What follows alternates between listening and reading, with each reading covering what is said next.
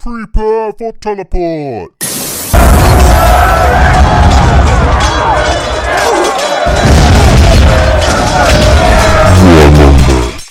Welcome to Warmonger, a Warhammer 30k meta chase. I don't know, I keep saying meta chasing. I'm not sure what that actually means. Like, math hammer, meta chasing, leaf blower, what's it called? Screamer Star podcast, where we're going to talk about the rules, the early meta for Warhammer 30k. Now, joining me tonight, I have two people. Number one, I have Ryan from down in Melbourne, aka greatest painter of the event. Jesus, is that what you got? Yeah. It was. I think it was like pity chosen, like, you know, people's favorite army. Definitely not best painter. It's an extremely, very nicely, very, very, very goodly painted army, and you were one of the last people to get an award. So that speaks for itself. And then also on the line, coming from, I think, the ACT, but I'm not sure on that. Maybe he'll tell us in a second. We have Dean, aka, you may remember him from such memes as Fuck Dean Martin. Fuck Dean Martin. Fuck Dean Morris. Fuck Dean Martin. I haven't said it for so long. I just went with a totally different. Sorry, I went with a more famous Dean. I'm sorry. But well, I mean, fuck him as well, right? Fuck Dean Martin. Holy shit. You know, I fucking probably don't. If you showed me a bunch of pictures, and one of them was Dean Martin, I couldn't tell you who the fuck that is. But it sounds like some old Hollywood to me. But I have Dean Morris from the meme Fuck Dean Morris, which we might have said might be the most said phrase, or at least the most said phrase between 2017 to 2020 on the podcast, I would say. Absolutely, yes. From sunny Canberra, but when did that begin? Was that... It was probably the first event where Hadriel just destroyed fucking everything, because then the second event was the event where I was like, that's it, fuck Dean Morris, and I sent a entire 4 assassin crew after him, and he's just like laughed at them as they all as they fell under his blades. And then, the lightsaber. Yeah. That was it. It was the event where you gave us like RPG level abilities. Yeah. Big mistake, especially the fucking Blade of Salty Tears. Is that what he had? The Blade of Salty Tears? Yeah. The Blade of Salty Tears, and you gave us like for one round you could make all your attacks instant death. Oh, that's right. Yeah, because that's when you got that fucking yeah, that's when you killed 3 dominant. So I charged. So, but there wasn't. It must have been a HeroCon. And then the event after the HeroCon is when you were like, I'm bringing Hadriel, and I'm like, oh yeah, well, I've got something for you, fucking hashtag fuck Dean Morris. And then that's when I sent 4 assassins after him. I sent 3 Domitars with a tech priest, charged him, and he killed them before they even got to strike. And I was just like, what the fuck? Because that was the one with all the relics. It was Oblivion, Face of Oblivion. So that's it, yeah. Oblivion. So it would have been long ago. Yeah.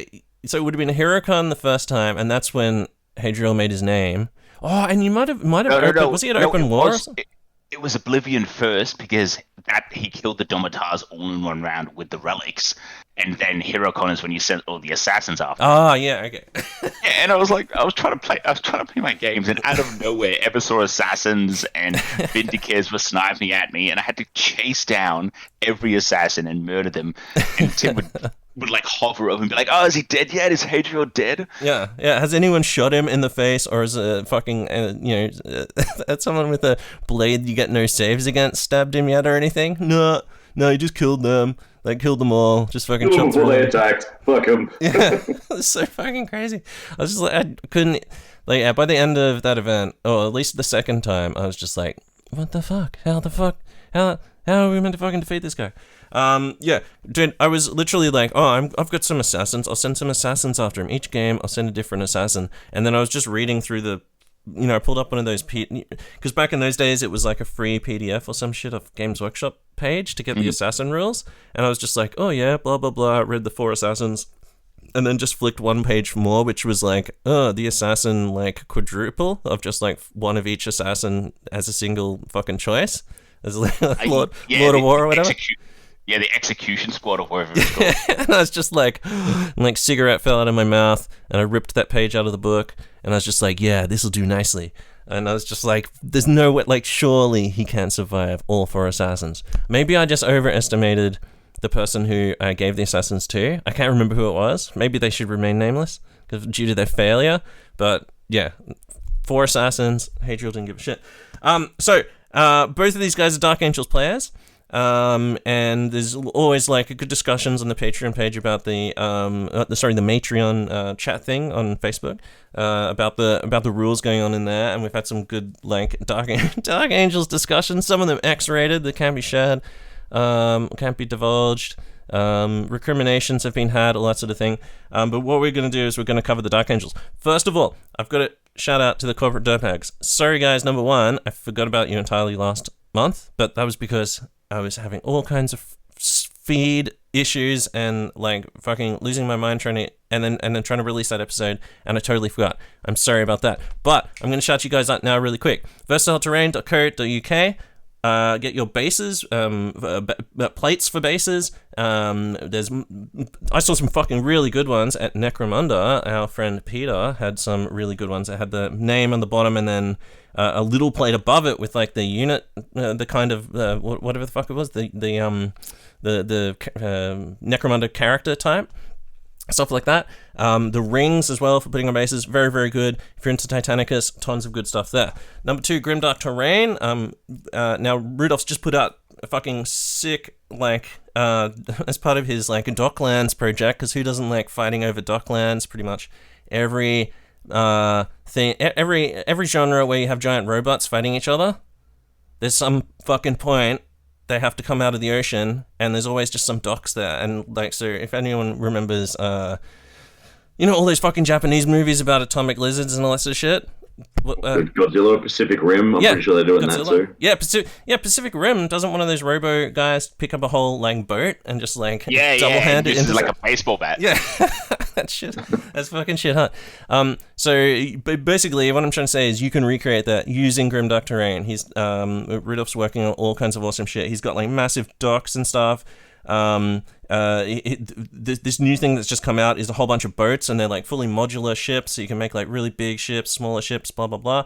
Dock edges and shit like that, or I'm not some fucking longshoresman. I don't know all the things. Giant cleats, shackles, winches, all of that sort of shit. I don't know. The winch shit, I may be wrong about all that, but awesome stuff for making like a waterfront, and then you can have boats there. You can have boats sort of like parked out there. You can have like the classic thing where there's a whole bunch of boats like all along like docks, and then like a robot just like imagine the Warhound just like jumping across them, just scrambling across a bunch of fucking boats, just ripping into them with its feet and stuff. Fucking cool shit. Firing an Ursus score, like swinging off a crane, drop kicking a wall in the face. Imagine doing like shoot the Ursus claw into a thing, retract it so it pulls you towards, and then you jump. Jump at the last second and just double hoof your like Warhound's 2 feet into like the leg of like a Reaver or something, and just collapse it. Oh, is that going to be the next Ubisoft game? Ursus Claw kind of Assassin's Creed game? But dude, you could do that on like the Unreal Engine. You play as like a Warhound, and you have an Ursus Claw one hand, and then just like depending on what mission, you just choose a different like the other arm. Like, oh, this is my fucking Mega Gatler. Like, this is my fucking like double. What's it called? TLD. This is my fucking Flamer arm. That'd be cool. Do that, Ubisoft. Get on that. But yeah, Grimdark Terrain, and yeah, you can go to Rudolph. He's already got all the files, and then basically just like pay him a couple of billion euros so he can afford petrol over there. He was telling me that like petrol is like $6 a liter or something over in Germany, like something crazy like that. So, but yeah, pay Rudolph some money, get all those Grimdark Terrain files, turn that into a computer game, a big one, like a big budget one. That'd be fucking rad. Then you can swing Warhounds and things. All right, we're getting off topic. GrimdarkTerrain.com. Go and buy stuff from Rudolph. Next up is Crystal Fortress. Crystal-Fortress. Did Michael take his Crystal Fortress down to HeroCon, Dean? No, I think he used a Tupperware.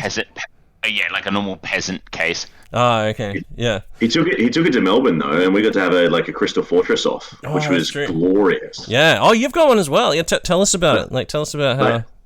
Yeah, I can't like sing its praises enough. They're absolutely glorious. So I've got my entire award-winning, Mechanicum army sitting here looking at me from my mantle right now. They're all in the crystal fortresses, all set up to take the game nights, and then like they're sitting here just basking me in their glory. So I love them. They're great.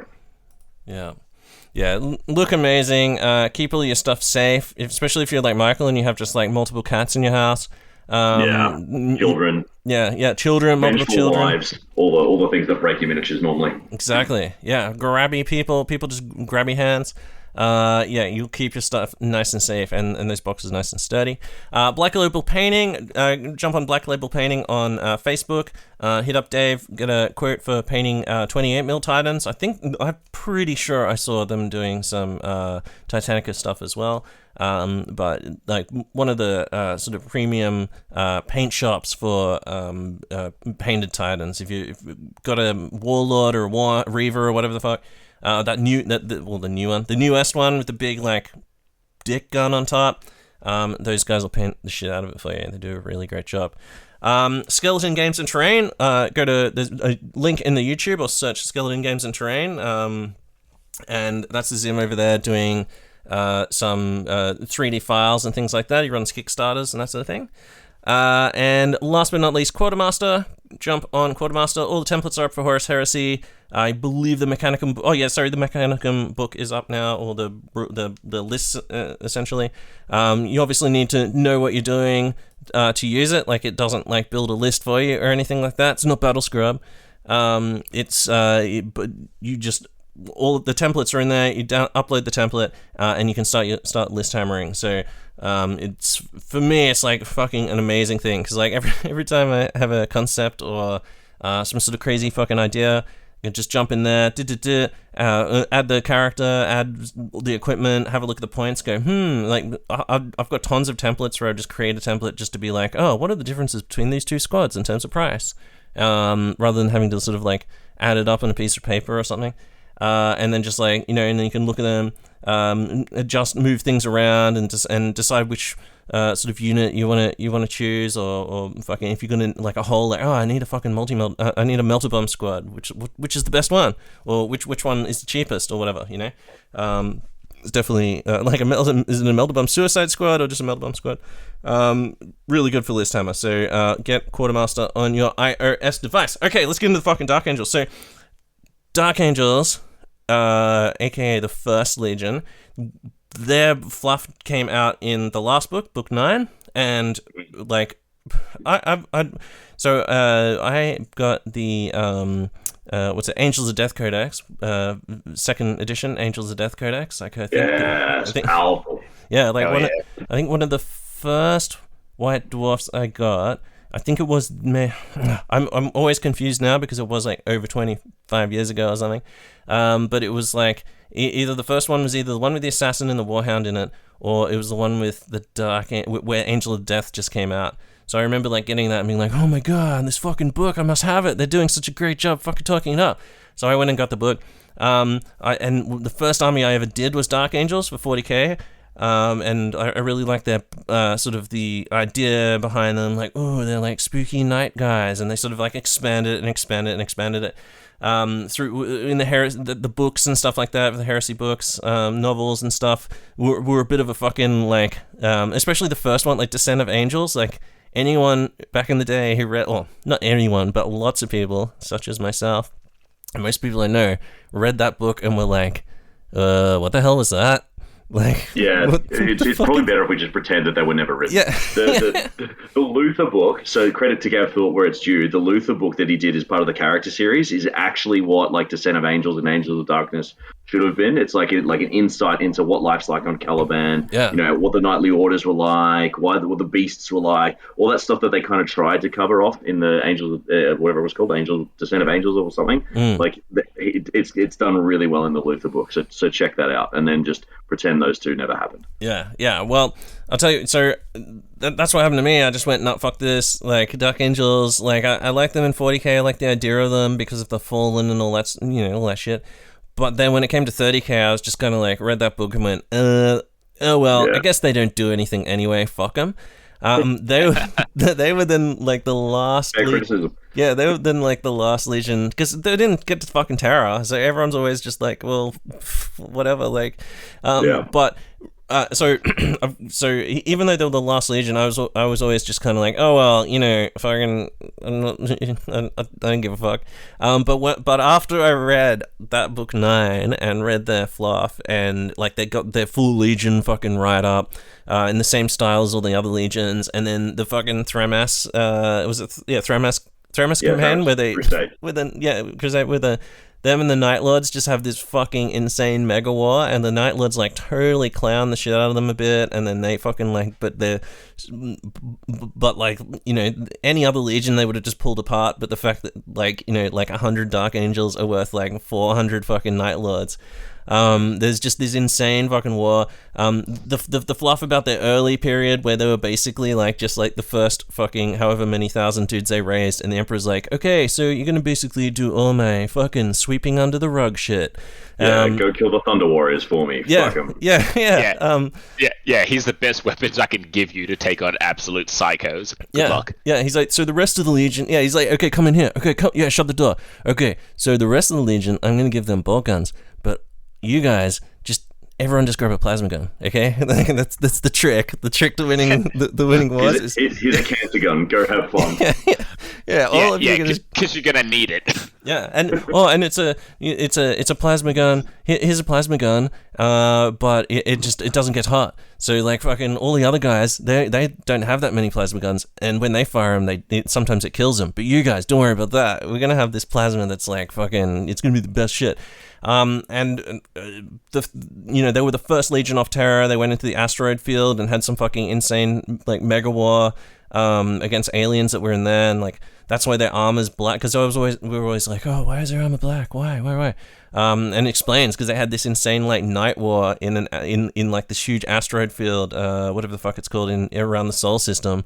Against some sort of alien threat that was like, not gonna fucking talk about that, but all you need to know is we won and our armor's black now, and people are just like, whoa, fuck, what the fuck?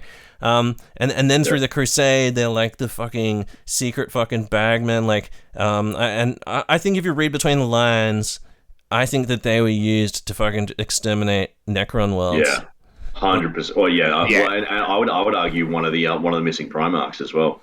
Yeah. I don't know about that one. You reckon they went? Case to be made. So they're the Emperor's, not the Emperor's executioners, like the little furry boy likes to talk about. They're the Emperor's exterminators. So when you need something gone and erased from history and pretended that it never happened, that's what you do. Yeah. And then I think there's a lot of evidence that suggests that one of the Primarchs was involved in Rangda. When it failed, and so the Dark Angels sent in to like clean up the failed Legion and also the Rangda, which is then how we end up with the Xenocides. We know that I'm drawing a blank here, but didn't it say that the Space Wolves were involved in Rangda as well? Rangda? In one of them, I think the second one. So that would make sense. That would make sense that they would team up, right? Yeah, exactly. Fuck, imagine if you're just some Legion and you run into this alien race and they're like, before we kill you, how about like a deal, like we're super powerful and also listen to our bargain, and the guy's like, wow, they really made me come around. Like fucking these aliens may have a fucking point here. Completely reasonable. Yeah, we may need to kill the Emperor before he unleashes a giant hellstorm on the entire galaxy. And then like, they're like, okay, well, and then the next thing is the Dark Angels and the Space Wolves are just double teaming a Legion. Like, the two worst cunts. Like, Dark Angels fucking extremely good. I really like their whole like you said, when you want to just like exterminate something entirely from history and fucking no one ever fucking finds out about it. That seems to be like what they were doing, and so just the most powerful fucking insane races and shit like that are the ones that they went after. There's a lot of depth to their like theme and character too, right? Like, some Legions can be a little bit one note, and like the Dark Angels have got, first of all, the jack of all trades, so they can do everything really, really well. But then from like a thematic perspective, they're like these knights that are supposed to be noble and good and protecting, but then also need to do like all kinds of heinous shit for the greater good. So they've got this like deep moral quandary. Then you've got the Terran versus the Calibanite guys, and the sort of split that goes on there, and the different aesthetics that you can have. You've got the most ancient of the veterans from the Unification Wars, all the way down to like brand new ultra space gothic knights that look more like 40k than they do 30k.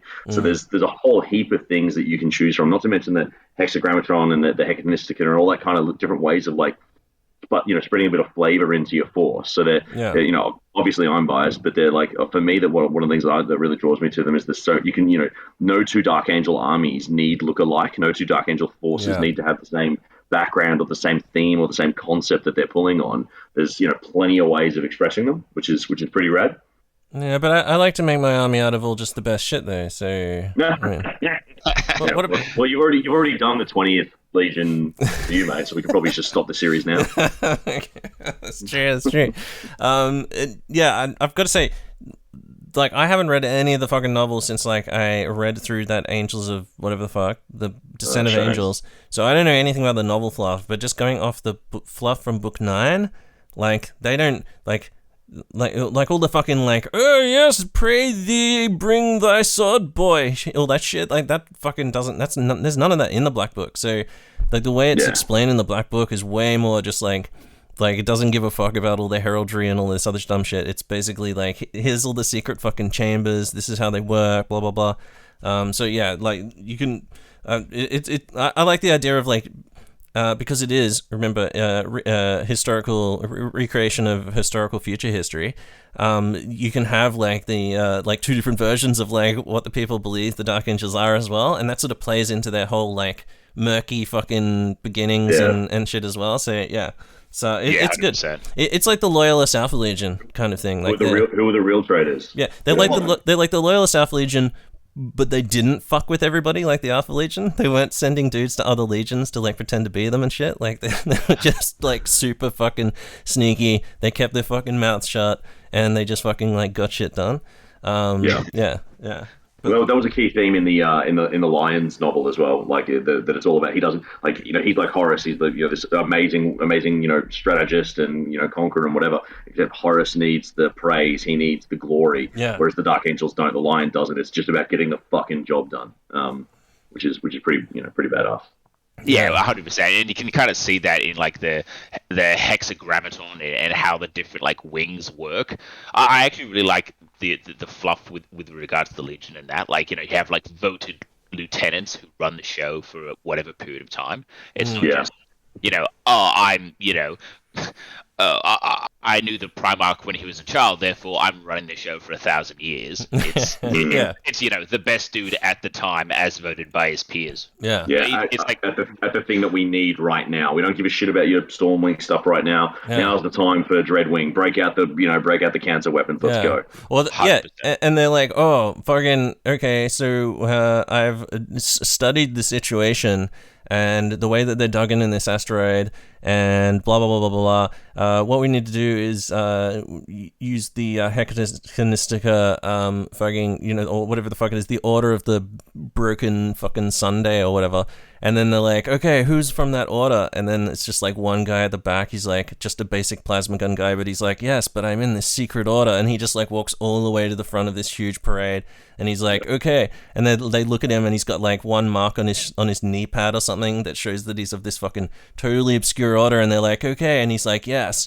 Well, that means that I can open box 73, box 29, and box fucking 58E or something, chamber 58E. And they're like, everyone's like, oh, holy shit. And then he brings forward this like special technology fucking secret fucking monstrous fucking arcana thing that the Emperor like trained him specifically in how to use or some shit. Like, it's so fucking good, man. The fluff for it is fucking amazing. Like, do you reckon like the Lord Cypher, his sole job is just to like manage the sacred spreadsheet, which connects every allowed access to what? Yeah, exactly. Yeah. Oh, all right. Okay, so to get this particular like automata to work, we need Jim from the 47th Fleet.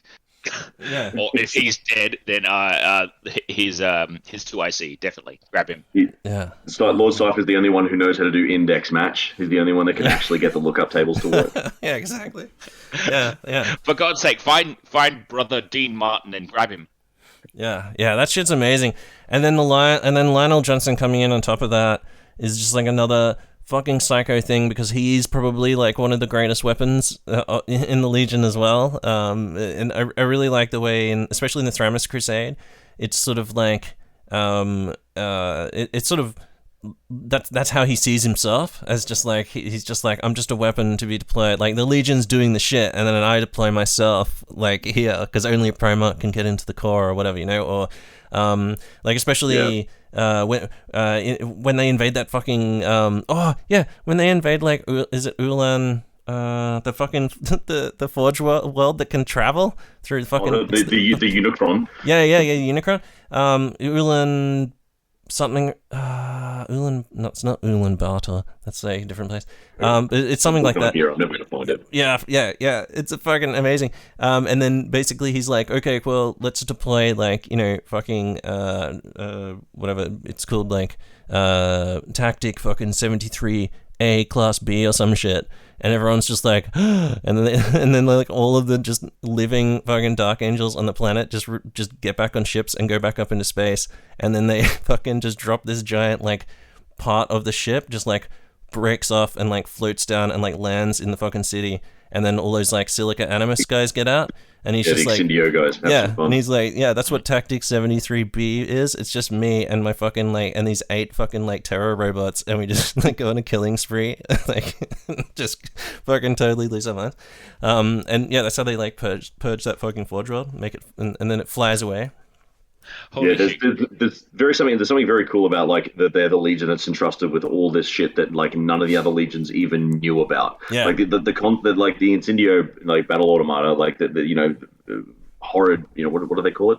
Terrible intelligences or whatever, like AI that the rest of the Imperium considers absolutely anathema, and yet the Dark Angels have got a bunch of them locked up in their cupboard, ready to like throw at anyone when they get pissed off. I just send them down, man.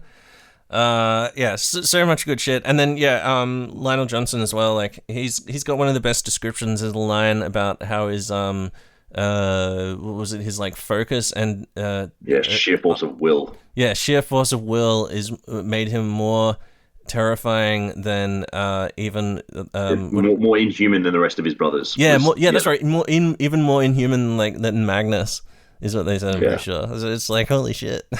You gotta read the line book, man. Like it's really, because he like, not to go into too many spoilers, but it's like up against like a psychic parasitic Xenos race, and it's like basically how he uses his mind and his brain to trap them and kill them, and unlock. And then the rest of these like secret orders are all unlocking special boxes and weapons and Arcana, and it sounds like it's right up your alley. It's fucking cool. Oh yeah, well I'm gonna get on that now. Okay, so. Fluff. Dark Angel's good. Dark Angel's fluff, fucking really fucking amazing. Now, do they carry on the table the same way? That's what we'll determine tonight, and we'll tell you if we think so or not. You've got to remember as well, in the Thramis Crusade, the Night Lords, because the Dark Angels were trying to protect the worlds, the Night Lords were able to just like spread them really thin and fucking start winning against them, essentially. I mean, the spoiler alert, but like there's literally a bit where like the Night Lords have just like got them under their guns, like the entire Dark Angels Legion, and they're just like, fuck you, just like teeing off on them. And there's this White Scars fleet or unit or whatever, this army of White Scars dudes who had previously sided with the Night Lords, then go reverse traitor and fucking just like smash into the Night Lords and sort of create enough confusion that the Dark Angels are able to fucking go spastic and fucking just like fight their way clear. It's an interesting bit of like for Solidity as well, because like the Lion talks to those White Scars and he goes like, don't worry about trying to repent or get forgiveness or whatever. You'll get forgiveness through your deeds. You'll prove yourself by being on the right side of history in the future. And it kind of like speaks to what the Lion might be like if he came back in 40k. Bit of an interesting little like insight into his psychology. Basically, the 40k Dark Angels have got it all completely wrong. They're all retards running around trying to capture everyone, and that's not what the Lion would want. Well, isn't that kind of like one of the big themes of, I suppose, the 30k to 40k linkages? No one is basically doing what their Primarch would have wanted them to do. Yeah, like the Iron 10th are basically all emo psychopaths now that Ferris is headless. Yeah. Even the Blood Angels are kind of like half Khornate at this point, which I'm pretty sure the Birdman wouldn't want. Yeah. Oh well, he's one who can't come back. Sure. At least. Never say never, mate. Be reincarnated by Khorne or some bullshit, right? Oh yeah, make I don't know. Dante will go Super Saiyan and make him turn himself into the Sanguiner, or turn himself into the Sanguinius. Who the hell knows? Anything to sell a new like Sanguinius plastic model in 40k. Ah shit, I'd buy it. Actually, you know what? They were probably just the Sanguinar. They probably just contrived something where Sanguinius is just reborn through that guy, and they're just like, yeah, because he had wings. He was extra crazy. And he was a psycho, as we all know. So, a soul that strong could be reborn, and then boom, he'll be back. Yeah, he will be, right? He's got to be. I reckon they will now. Now they 100%. Like I every now and then I'll read like a 40k Blood Angels novels, and they always mention Sanguinius' tomb, or the Sanguinor coming to talk to Dante, or Sanguinius having a vision to Dante, and Dante with some like, I'm gonna be a golden angel, a golden warrior at the feet of the Emperor, or some such shit. He's coming back. I would put money on it. I reckon what I'm putting money on is, and granted, I haven't read Echoes of Eternity yet, so no spoilers here, but I reckon they're going to do something a little bit cheeky in the Siege of Terror series, where like he's not going to die the way that we thought he did, or he's not going to die at all, or something else is going to play out. Like, if you think about, like, if they want to give us a twist in the Siege of Terror series, then fucking with what we think we know about Horus and Sanguinius and the Emperor and how all that plays out, that's probably how they'll go about it, right? I mean, it's Dan Abnett who'll be writing the final fight, and if there's anyone who will throw that kind of like good shit in at the end. Yeah, exactly. Yeah. All right. But, sorry, Tim, I interrupted. You were talking about how like the Night Lords are a good foil for the Dark Angels. Oh yeah, I was just saying. Yeah, so on the table, like in the Thramas Crusade, if you read that, it's kind of like holy fuck, like you read all this shit about how great the Dark Angels are, but then when you just like look at like point form what happened at Thramas, like the Dark Angels got fucking whipped and then managed to survive due to hold on. They didn't manage to survive. They broke the Night Lords, destroyed 30% of their legion and fleet, and broke the Night Lords as a legion, so that they never operated as a cohesive force ever again. Well, okay, so they came back from a loss there, or came back from a near loss. Because, dude, there's a bit where it's like, Titans and shit are just shelling fucking... Yeah, they get lured into a trap and they're getting fucking cold. They're not just shelling, like, the Legion. They're shelling, like, Lionel Johnson's just hiding and they're, like, shooting volcano cannons at him, trying to kill him. And then the White Scars do their thing and then he managed to come back. But and that's after, I think, almost all the Silica Animus get killed by Nighthaunter as well, right? Yeah. And then they have their little death... They have that crazy death duel in that world where, like, Nighthorn is like, hey, come fight me on this planet, and the Dark Angels show up and like fucking they actually have a fight. Oh man, so much crazy shit. They have two really awesome fights in Thramas. There's that one which ends in like a draw when like what's his name, the Curse is kind of winning, and then Corswain steps in, and then they end up getting pulled out and it doesn't finish. And then the next time they fight, like the Lion absolutely dismantles him and cuts him to pieces, and he spends 6 months in an apothecary and healing. Sorry. Yeah. I think that's in Prince of Crows. I think that's the Sevatar book. Sevatar book. I think if it wasn't for the fact that Nighthorn knows that he can't die until a certain point, then he probably Lionel Johnson would just cut his head off, right? Like, if it wasn't for the shenanigans, the fact that like Nighthorn just can't die. Which is a crazy thing. Like when we had Gav Thorpe on the show, we talked about that. Like the idea that like you can basically just throw Nighthorn into any fucking thing because he doesn't die then. So like even if he's fighting Lionel fucking Johnson, one of the most psycho cunts out of all the Primarchs, like he's still not going to die. Like something's going to happen, But what I was trying to say. Oh yeah, sorry. No, go. I was about to say, you could say that about most of the Primarchs. I'm going to say, though... but they don't have dreams, though. The only reason... Because Nighthorn knows that he can do shit, and he can just clown people and be like, ha ha ha, and laugh at them and shit, because he knows that Lionel Johnson doesn't kill him. The audience knows that the lion doesn't die during the heresy, but the lion doesn't know that. Yes.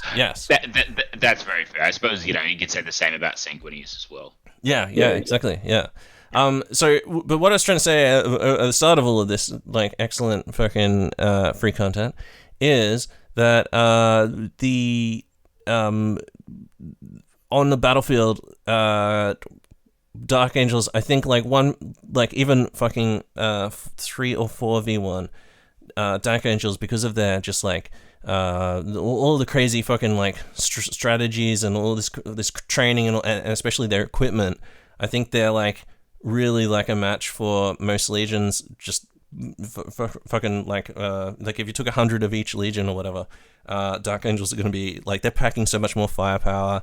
They've got all these like special strats and things like that. I feel like they are one of the most like powerful legions in the fluff, but they're not necessarily going to be one of the most powerful ones in the game. Does that make sense?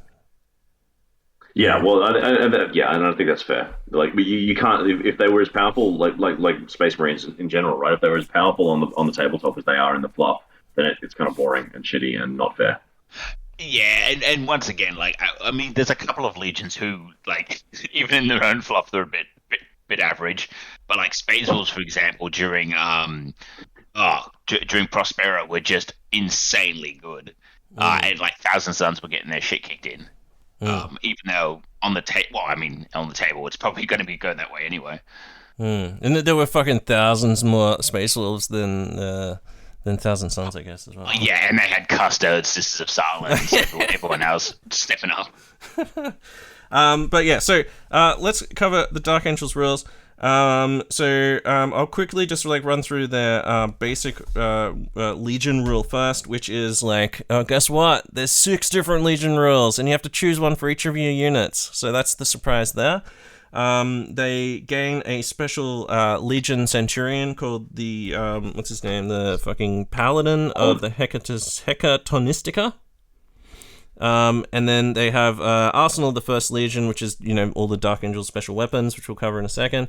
And then obviously the rule that tells you which fucking warlord traits you can choose from, which are like 2 pages away, and say Dark Angel's warlord traits at the start.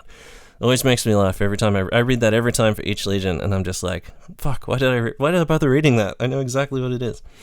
The Hecatonistica is a whole fucking page. If you want to, like, for a laugh, try and hold your breath, and then read through the entire thing in one breath, down to the, obviously, where it lists the unit subtypes. You just have to read the first 1, 2, 3, 4 paragraphs. Try and do it in one breath, and also, like, comprehend what you're reading as well, because it's fun times. At the risk of being pedantic, you're saying Hecatonistica, and I think you mean Hexagrammatron.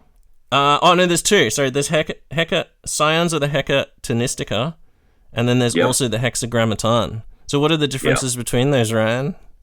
Yeah, so the Hexagrammaton is that's like all the wings, right? Stormwing, Deathwing, Dreadwing, etc. So that's like, about 50% of the Legion has some kind of affiliation with one of the wings. Yeah. And the Hecatonistica is all of those cool little weird cults that you talked about, like the Order of the Shattered Crowns or the Order of Centalis or whatever, that like way fewer people belong to, that like are even more ultra specialized. Yeah. And from a rules perspective, in previous edition, you could give those sort of like Hecatonistica benefits to your characters, but in 2.0, the only people that get it are the Paladin and the Knights Zenobium. Oh, right. Okay.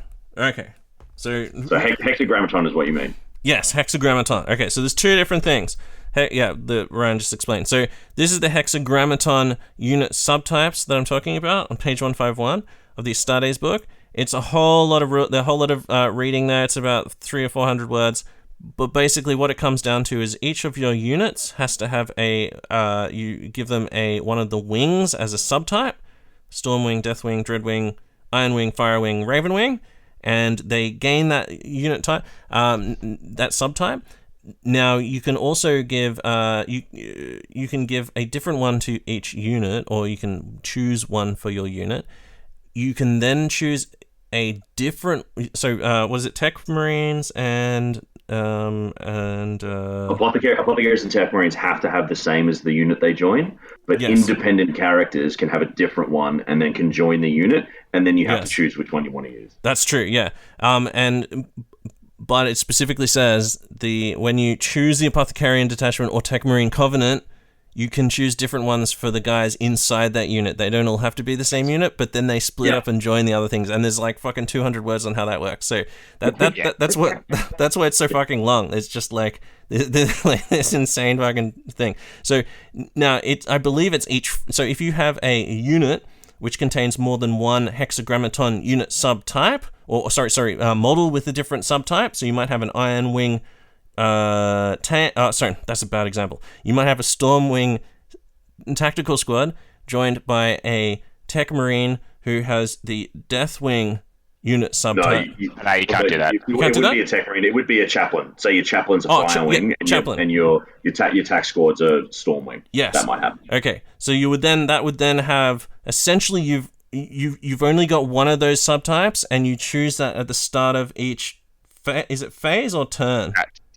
Turn. So at the start of each turn, if you have any units that have different ones, you have to go around and say to your opponent, okay, these guys are Dreadwing. However, they have a Deathwing. They are Deathwing. However, they have a Stormwing commander with them, so they will now be using Stormwing unit subtype, applying that for this turn.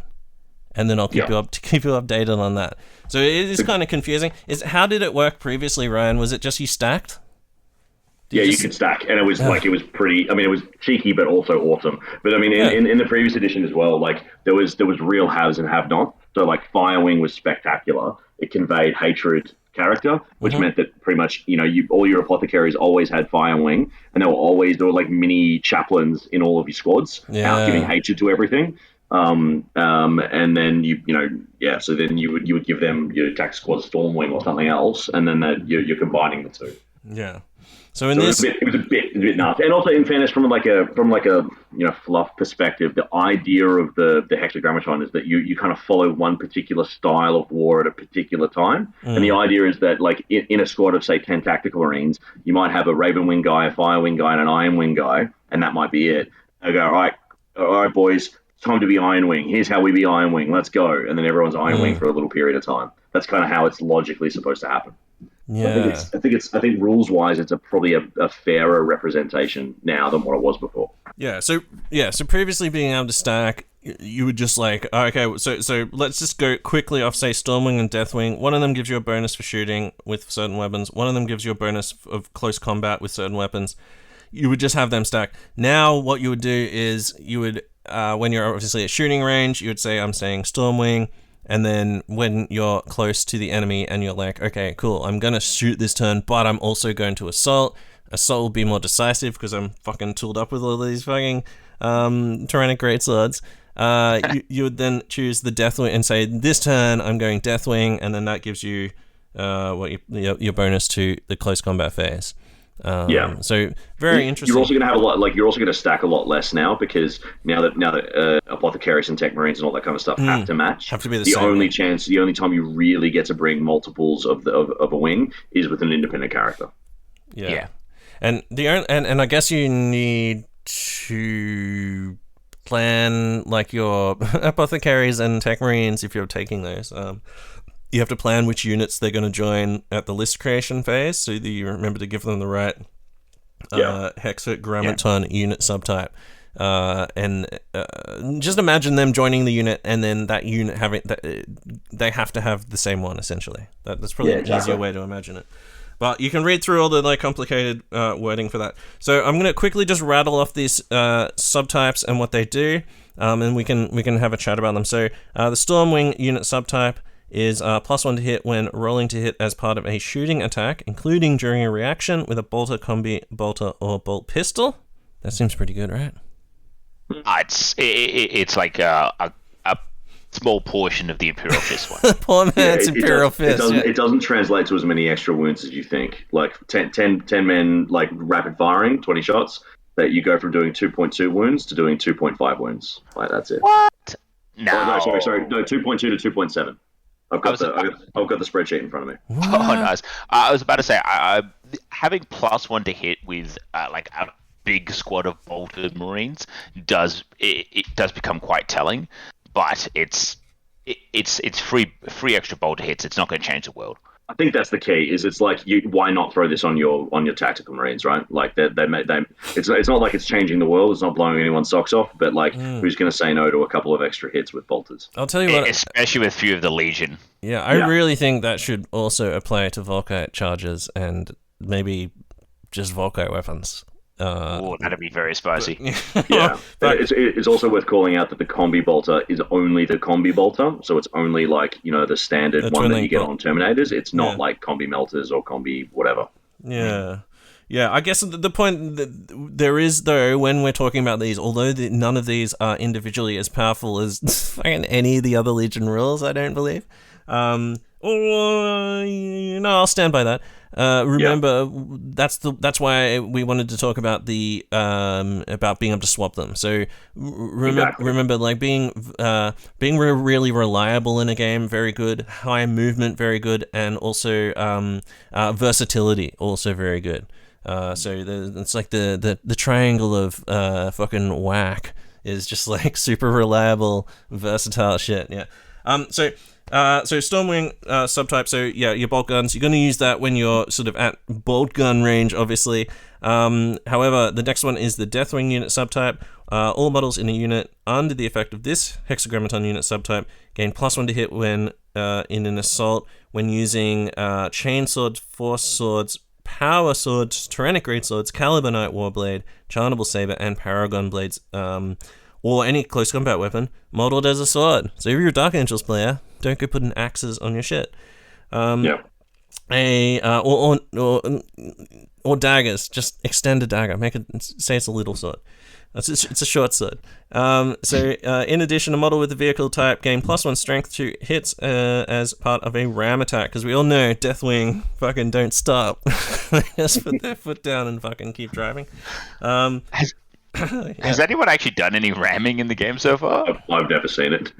I've never seen it either. It's not good. Well, the rules as written, you ram, you basically drive until you determine a distance, you say how far you're going to go, and then immediately forget that because it pays no further part. You then move the model until it touches a model in the enemy unit. You then roll a number of things that explains what it is. It's like D6 strength, half of your front armor +1 plus, check. Look outside. Can you see the sun? Yeah, you get +1 strength, kind of thing. And you apply this formula. You do like D6 strength 4 hits or whatever, but you don't fucking continue moving. There's no tank shock. Tank shock is not a thing anymore. You do not alter people's shit anymore with your vehicles. So there's no more like corralling people into a herd and then dropping a template on them or anything like that, or plowing through them. You basically just like move until you hit a unit, apply those hits. Even if they take off, even if you somehow, which it's AP nothing hit, so yeah, and you're getting feel no pain and blah blah blah against it. Even if you wipe out the entire unit, there's no rules that explain that you keep moving. It basically says how far you want to move, but then it doesn't actually explain how it's carried out. So yeah, it's not great. And it also means that if somebody does do the old classic like here's my White Scars army that's coming on from outflank, and then the guy used the Kroot to like just deploy them along the edge with like 2-inch coherency and stop the whole White Scars army from coming on, and just fucking like just cucked his army. You can't do that because a tank can ram from off the table. Sorry. The only way you'd be able to do it would be if you could ram and then move, but because you stop as soon as you hit a model, and the rules say if you're not on the table when you stop, you just die. Like it doesn't, like you can't enter the table.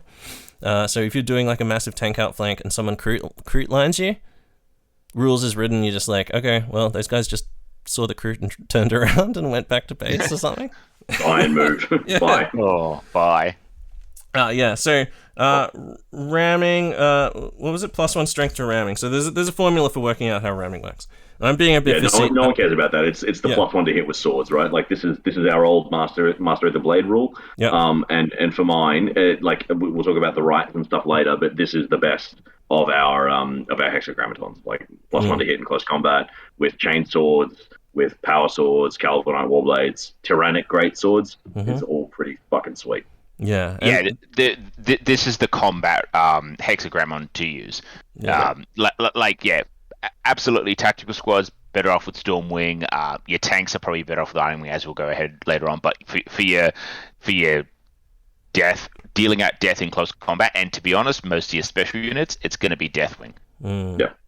Yeah, because I mean the shooting one doesn't give the all the plasma gun guys a bonus, so you might as well just exactly. Park it No one's winning the game with bolter shots, right? But you are winning the game with like close combat fuckery with like tons of chainswords and power weapons and tyrannic greatswords, and mostly tyrannic greatswords, And actually having +1 to hit natively every round is such a strong buff to things like weapon skill 5 versus weapon skill 4, or like Emperor's Children shenanigans where it's neg 1 to hit or something. You're like, nope, don't care. This cancels that out.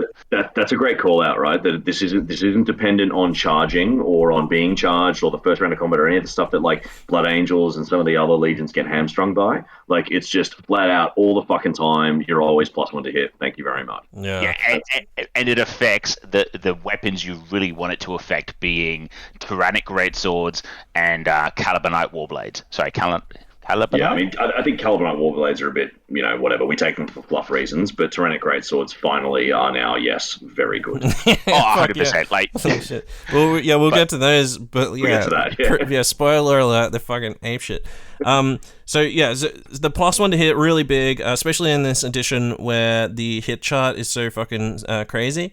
Weapon skill 5, you're hitting weapon skill 4 on 3s, which will then go to 2s. So your veterans are just like hitting on 2s against normal Marines, which is savage. Your weapon skill 4 guys, so you've got like a big unit of attacks, and they're modeled with chainswords or short swords, very very short swords. Who knows?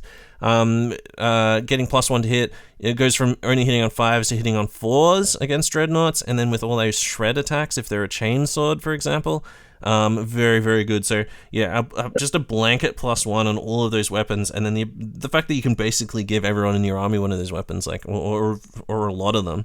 And these weapons are a lot better than what they used to be, right? Mastery of the Blade used to be a bit of a bummer because you had to take a power sword, and power swords sucked last edition. Well, power swords are a lot better now, and Calibanite Warblades are better now because of the breaching rule. And like rending on the power sword, rending, whichever one it is, And the other quick the call out is that this rule lets the Lion be the only Primarch to hit Horus on a 3+, because he kind of gets around Horus's can only be hit on a 4 rule, which is cool. Oh, what a savage. Yeah, absolutely. He's going to get his fucking shit pushed in by Horus, but it's you'll get a couple extra hits on the way out. Well, if they're running the 1,000-point version of Horus, and then you get 400 points. You can just bring a Silica Animus or something with you. Okay, so Dreadwing is all units in the subtype reduce the strength of all attacks made against them with a flame, plasma, Vorkite, and Phosphex weapons by 1. I don't know what the point of Phosphex being in there is, because it's just strength, and it's Phosphex is poison 3+, so it doesn't make sense there. And force all attacks made against them. Unless poison, does poison still have that rule where if the strength is equal to or greater the base strength of the weapon, you reroll a wound? Is that still a thing? Fuck, I need to look that up. I don't think so. I don't recall reading that, but it could be. That was back in like 5th. I think they took that out in maybe in a few editions. All by 1. And force all attacks made against them with a poison X rule to increase the roll needed to wound by 1 to a maximum of 6+. So Phosphex will be winning on 4s. Rad, what's it called? Fleshbane. Oh wait, does it say Fleshbane? No, that doesn't affect Fleshbane. Oh, it's just poison. Okay, so there is a bunch of poison, especially if you're playing against the Death Guard. They have a whole variety of fucking poisonous bullshit. Other things that have poison are things like the Alpha Legion that we were talking about with their little strength, their little poison balls, the venom spheres, things like that. I think this one's pretty niche because flame or plasma, whatever, -1 strength, cool. But what matters for this is actually on dreadnoughts, right? So plasma is a decent counter to dreadnoughts. Volkite gets in there a little bit as well, so it's a good way to keep your dreadnoughts, especially since you're allowed to pick and choose. If you're doing a regular, you're not running a rite of war, you're just doing a regular army, you can have your dreadnought be Dreadwing and get a little bit of extra boost against plasma. Is not a bad way to go. Yeah. Okay, I've just checked that poison rule, and this is why it's in there. Fucking. So if a model has a poison special rule or is attacking with a melee weapon that has a poison special rule, it always wounds on a fixed number, generally shown in brackets, unless a lower result would be required when attacking in close combat. In addition, if the strength of the wielder or poisoned weapon is higher than the toughness of the victim, the wielder must reroll failed to wound in close combat. So it does help. Yeah, so similarly, if a model makes a shooting attack with a weapon that has a poison special rule, it always wounds on a fixed number, and if it doesn't have a number, it's poison 4+, and treated as having if they don't have a strength, then they count as strength 1. So neg 1 to the strength, I think Phosphex was used to be strength 4 or strength 5, so reducing that strength, meaning that if that cheats you out of a reroll, and then also reducing the roll itself, that could be pretty good. I'm pretty sure like normal Phosphex, like off a Leviathan or something, is strength 5, poison 3+. So you're netting them out of the reroll, and you're forcing them to wound on a 4+. So good on both counts. Yeah, I think if you've got a squad of boys in close combat with a Leviathan, they're probably pretty fucked anyway. But yeah. I was gonna say that I think Dreadwing is actually a very good secondary in those cases where you have a character. It's a good one to put on the character. Let's say it's a companion squad or whatever with Deathwing, a character with Dreadwing to go, yep, while I'm not in combat, I'll have Dreadwing on. If I get tagged with Volkite or whatever, it's a bit harder to do damage, or Plasma or whatever. And then when you get into combat, pop the Deathwing and actually make use of it. I think you're right that it's a good call out to have that way. But if you only get to choose between two on like your Death Star units, I think it's between Deathwing and Firewing. Because Firewing on actually really helps the Math Hammer quite a bit when it comes time to depending on what unit, what weapons you're using, and all that kind of shit. Well, Ryan just said Math Hammer unironically. Yeah. Gotcha. I'm the consultant with the spreadsheets, man. So I can't help it. This is who I am. Don't shame me. Yeah, hey, that's very fair. I mean, maybe in that case you've got two independent characters for a Death Star. Yeah. Now this is supposed to be the meta podcast, right? We're all pieces of shit here. Yeah. Okay, what I'm gonna say then is take fucking that Dreadwing, take a guy with that Dreadwing, take your fucking just super expensive mental Terminators, and then something like ZM, where you can almost always figure out who you're going to come up against. That's when you're like, oh, those guys all have Volkite charges? Oh, well, fuck you. Oh, that guy, so it's a Breacher squad, and they all have Volkite charges, and the fucking captain and the sergeant has a Phosphex bomb. Oh, well, fuck you. I'm fucking Dreadwing. So now you're not getting a reroll to wound. You're fucking only wounding in 4s instead of 5s. I'm getting my invulnerable, blah, blah, blah, blah, blah. And all your Volkite charges go down to strength 4. So you're only wounding in 4s instead of 3s. That's like some nice little like rule stacking there. Because you have a lot of fun with that, Yeah. Okay. And the Dreadwing Rite of War is the one of the better ones as well. Oh yeah, okay, true. So we should say as well, for each of these wings has a fucking Rite of War as well. Crazy. Okay. Yeah, Rite of War. So Iron Wing, any unit on the effect of this one can reroll failed to hit rolls of a 1 when targeting an enemy model with a vehicle subtype. Additionally, a model with this unit subtype and the vehicle unit subtype makes all snapshots at BS2 instead of BS1. That seems interesting. I think, though, that one would be pretty good for if you're taking Dreadnoughts. That seems like Iron Wing seems like a good Dreadnought one, especially if you've got like BS5 Gravis Las Cannon. So it's like two shots hitting on 2s, rerolling 1s to hit because I'm shooting against a tank, like boom, and then I've got my Sunder strength 9 shots. You're right. As soon as I saw the Iron Wing one, that's where my mind went. I think one of the challenges is a lot of the really good weapons already come with twin linked, so the re-rolling ones doesn't help you. Like a lot of the good anti-vehicle weapons already have twin linked on them. Yeah. But like for example, on the Kratos, the melter cannon, that big melter cannon that you get, that's not twin linked, so it's perfect opportunity for for Ironwing. You do have the autocannon there though to like light it up and get a bonus. Well, but then you're hitting out. That's it. You're hitting that. Isn't that that's +1, right? The whatever it's called. Yeah, true. It's rerolls to hit. Oh, it's rerolls to hit. Yeah. Oh, is it? Oh, okay. Yeah, there you go. But But that 100%. For vehicles, I think it is the premier vehicle one because it affects. Every vehicle is going to be getting a benefit from that, and the snapshots is good against obviously flyers. If you get tagged with a Venator or whatever, you just say, oh, whatever, 5s instead of 6s is a lot better. Man, that's so good on the Land Raiders. Just damage. Just snap shooting it down planes, like just hitting on 5s, and then Yeah, so good. 100%. Yeah, eat shit flyers. Because they had so much going for them in this edition. And so you would be. So am I correct? You would snapshot in 5s, and you're rerolling 1s for those as well. If the weapon isn't twin linked. Yeah, if you're shooting a flyer. Yeah. Yeah, and that's 100%. if it's not already twin linked already. Yeah. Oh, that's fucking savage. And there's no way to have a vehicle that can swap those, is there? No, there wouldn't be. No, that doesn't. No, okay. No, you couldn't be able to swap between the two, no. So an easy one to chuck on vehicles, basically, like if you don't want to think about it too much, and you just want to have like those special rules are pretty good. There's nothing worse than like someone bringing on planes and you don't have enough twin linked shit, or just most people don't tank anti-air.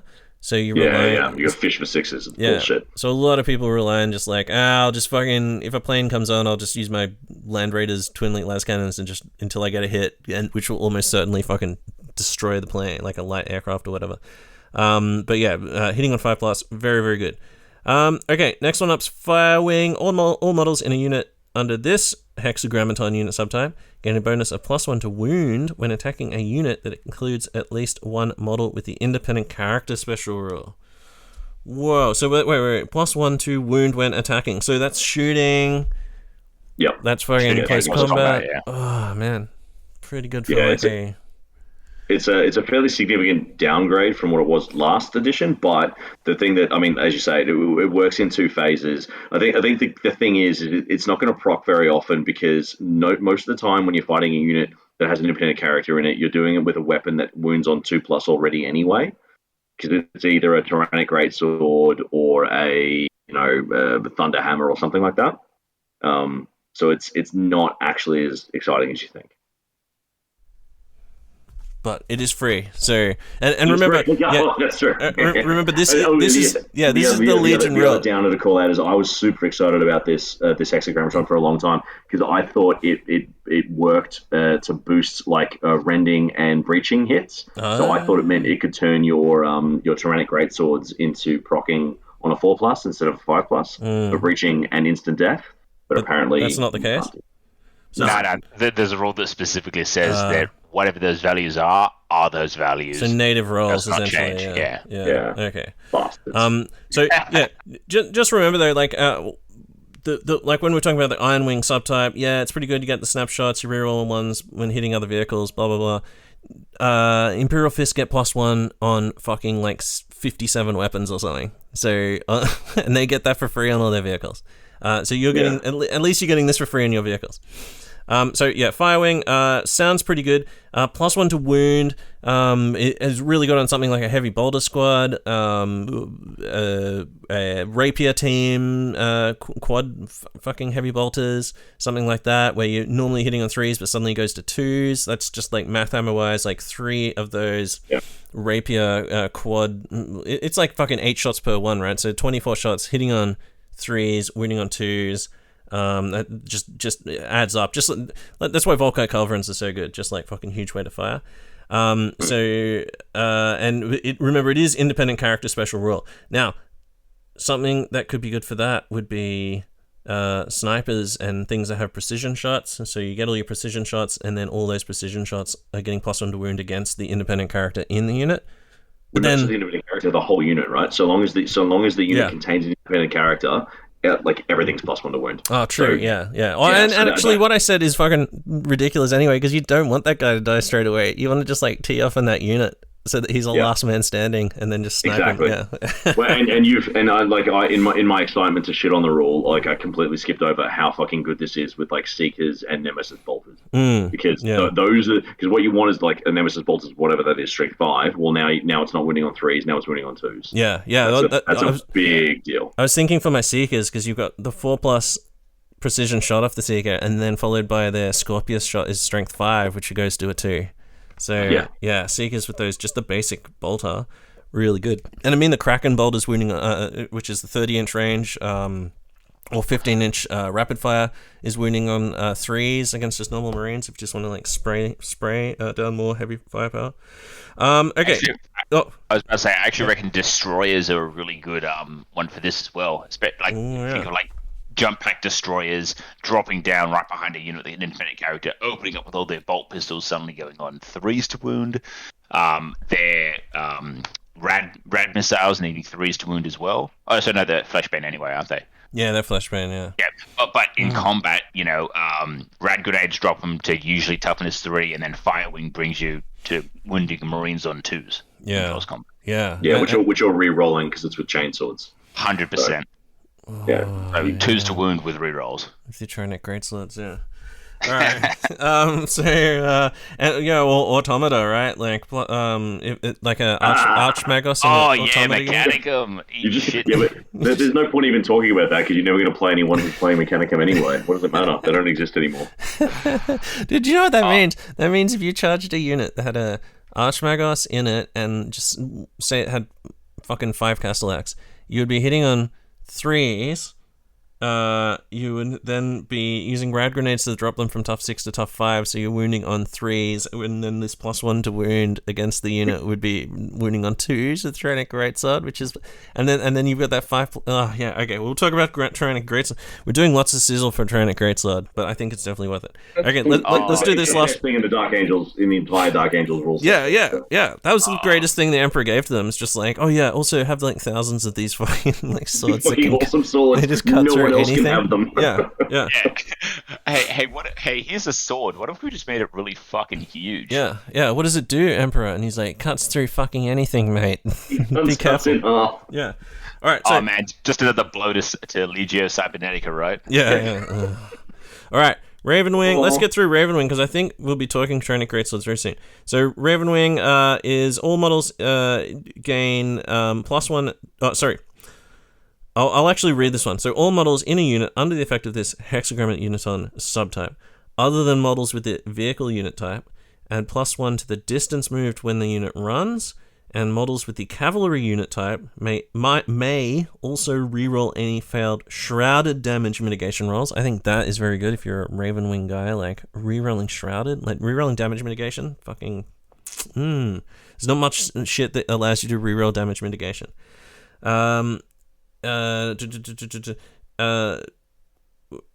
Oh fuck! I lost the thing. I was talking about damage mitigation. Said too many times. Okay. And then vehicle. It's basically that, and then vehicles get +2 to their movement speed when they're moving at cruising speed. Yes. Yeah. +1. Yeah. +2 to their movement characteristics. So, this is like the classic like Ravenwing, like all biker army or whatever. So that seems pretty good. What do you think, Dean? Like, I feel like you might be someone who's owned a Ravenwing army at some point in their life. Oh, I didn't. I did have a 40k Green Wing army at one stage. It was all tactical company. But my roommate played a full Ravenwing army, and it was dog shit. I fucking hated it. All those little plasma. What'd you call them? Black Knights. Yeah, Black Knights. That right? God, they rocked my shit. I think Ravenwing is probably one of the weaker ones, honestly. Only because when does cavalry get shrouded? They either have to, blow the reaction or run, basically, right? Jink. Yeah. In order to jink, they have to run, right? Yeah. How it works? Yeah. But when you're doing that redeploy on turn 1, you're getting this huge movement. You're getting to reroll like the 5+ save from shooting against them. And remember that save, unlike Feel No Pain, you can take that against anything, like any wound. So very, very good. Like instant death cancels out Feel No Pain, but it doesn't cancel out Shrouded.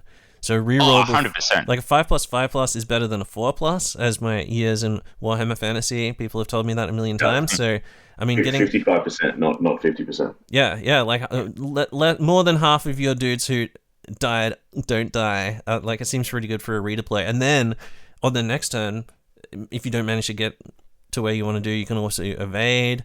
And depending on obviously the warlord trait, you can do a double evade. I don't know.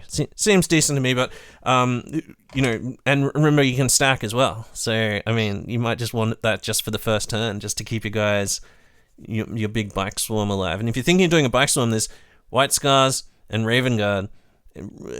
You're going to get some bonus out of either of those legions. I mean, not many of the other legions have any like extra biker shit, right? Like the Night Lords did last edition. I don't think.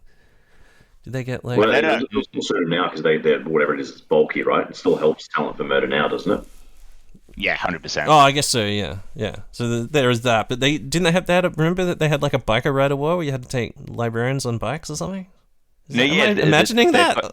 They've got a biker rite of war when they've got like up to five warlords, and you have to kill all of them before you get slay the warlord. Oh, okay, all right. Which is their biker rite of war. I actually think it's sick. But as for this one, as for Ravenwing, bring us back in.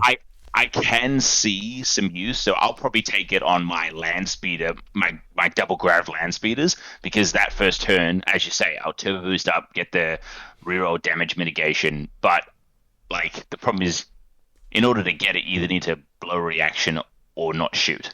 And I kind of want my land speeders shooting. Yeah, I think that's the big challenge. It's a shame it wasn't just some version of the White Scars, like a +1 to move or something that you're getting all the time. I think the other challenge as well is that like I haven't seen bikes or jet bikes very much in 2.0. I don't know if you guys have, but they're a unit that's not out there very much. So if you're taking them, sure, you give them Ravenwing, but you're probably not taking them. Yeah, they really nerfed the shit out of bikes and jet bikes in the edition. But actually, you know what I saw though is just last night I was looking at the special what is it it's an errata done by those guys. I forget the name of it. You know the Libra Panopticon thing? Yeah. Yeah, the guys who did that, they've also done an errata, and what they did is they gave bikes and jet bikes battle hardened 1. So for instant death they count as +1 toughness. So it means that like there's a ton of like strength 8 shit that just doesn't instant kill them anymore, like bikes at least. That sounds good. I thought it was a good way of doing it, but yeah. I think that should have been put in the main rules. That it would actually make giving a bike to a character somewhat more impactful. Yeah. All right. Okay. And especially a jet bike, God. Yeah. All right. Well, I'm gonna smash through the warlord traits. You can choose one of these to basically when you're building your army is the best time to do it. Don't wait until you get to the table and then go, okay, time to roll warlord traits, and then people are like, no, they're different now. Make sure you fucking think about these and build your army around one of these. So the first one is a Marshal of the Crown. Basically, whatever his hexagrammaton unit subtype is, all units with the same one that can see him get +1 to their leadership to a max of 10. And in addition, you gain an extra reaction depending on what the hexagrammaton unit type is for your guy. If it's Deathwing or Dreadwing, it's the assault phase. Stormwing or Ironwing, the shooting phase. Ravenwing, Firewing, funnily enough, the movement phase, as they're the most mobile ones, I guess. Deathwing and Dreadwing being assault phase seems pretty good, but it's just another thing you need to consider when you're designing your army. If you're going to use this rite of war, the +1 leadership to a max of 10 seems pretty good for all guys that can see him, especially if you're running like a big like Stormwing, blob wall army.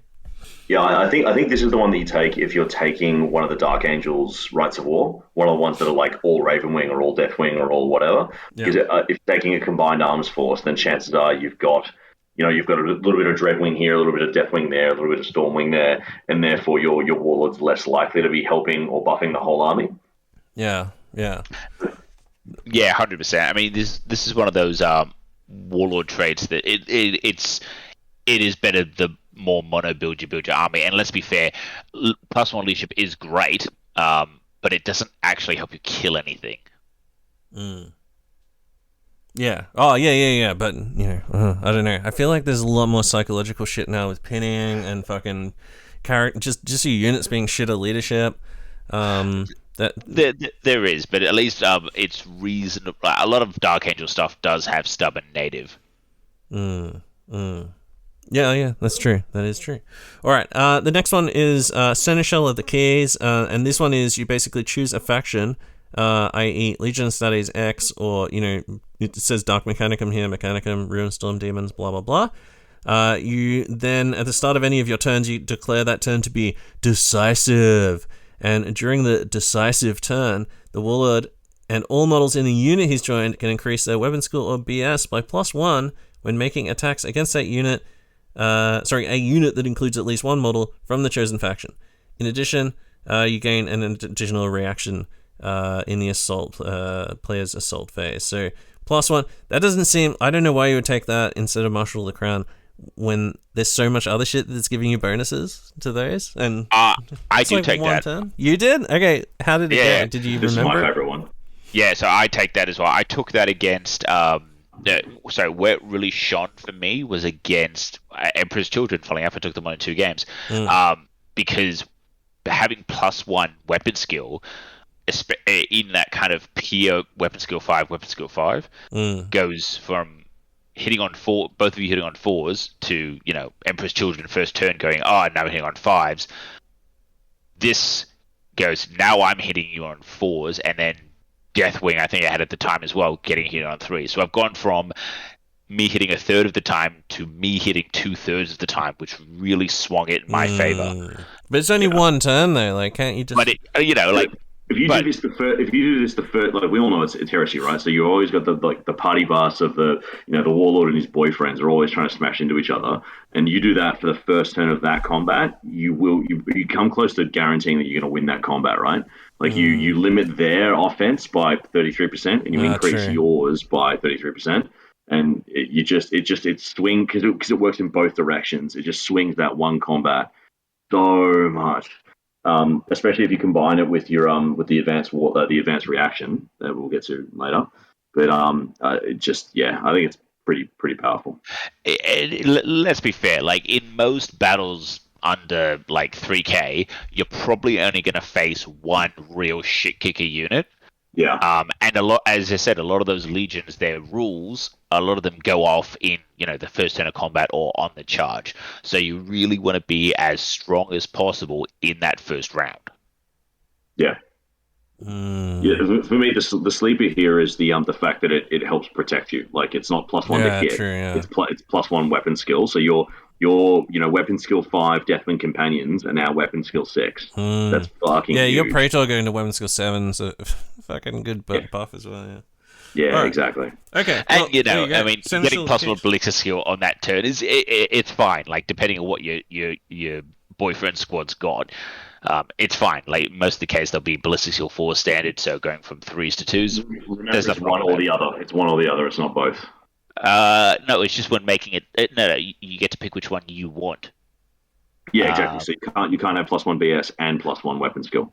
No, because you pick when making attacks. So I'm shooting, I'm increasing ballistic skill. I'm striking in close combat, I'm increasing weapon skill. Oh, okay, cool. Yeah, no, I think you're right. Yeah, you're right. Yeah. Take it back.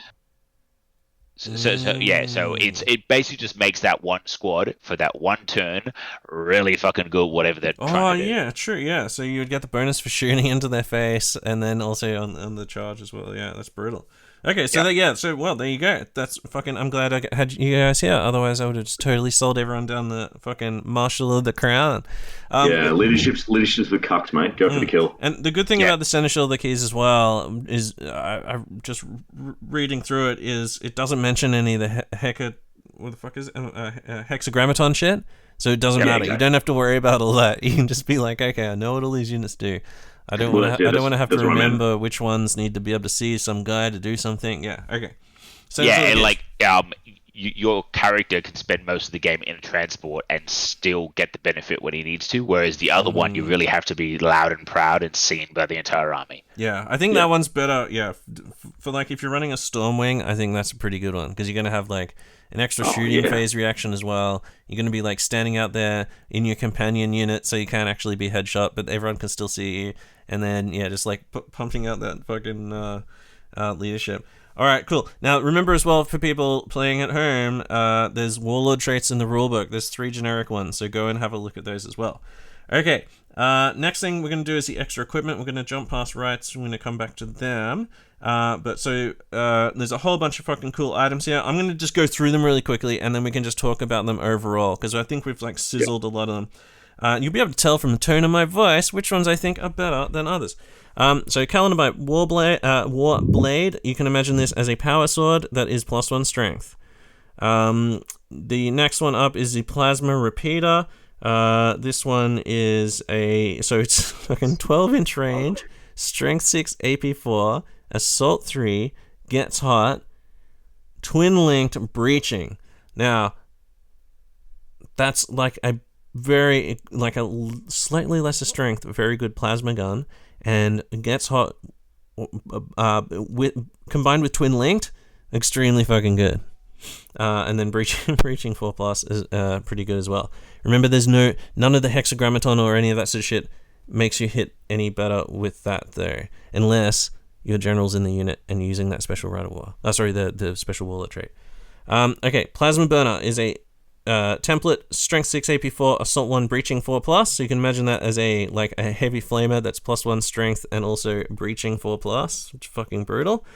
Very, very good. We need to remember that Plasma Burner. Now you can give those the Calendarbite Warblade. I'll come back and we'll explain like who can take all this shit. But it's basically like independent characters and some characters with the Dark Angels rule. Next one up is the Tranic Greatsword. This one's fucking really good. +2 strength, AP 3, melee, 2-handed, rending 5+, murderous strike 5+. So very good. Imagine that with the Space Marine stat line would be strength 6, AP 3, blah blah blah.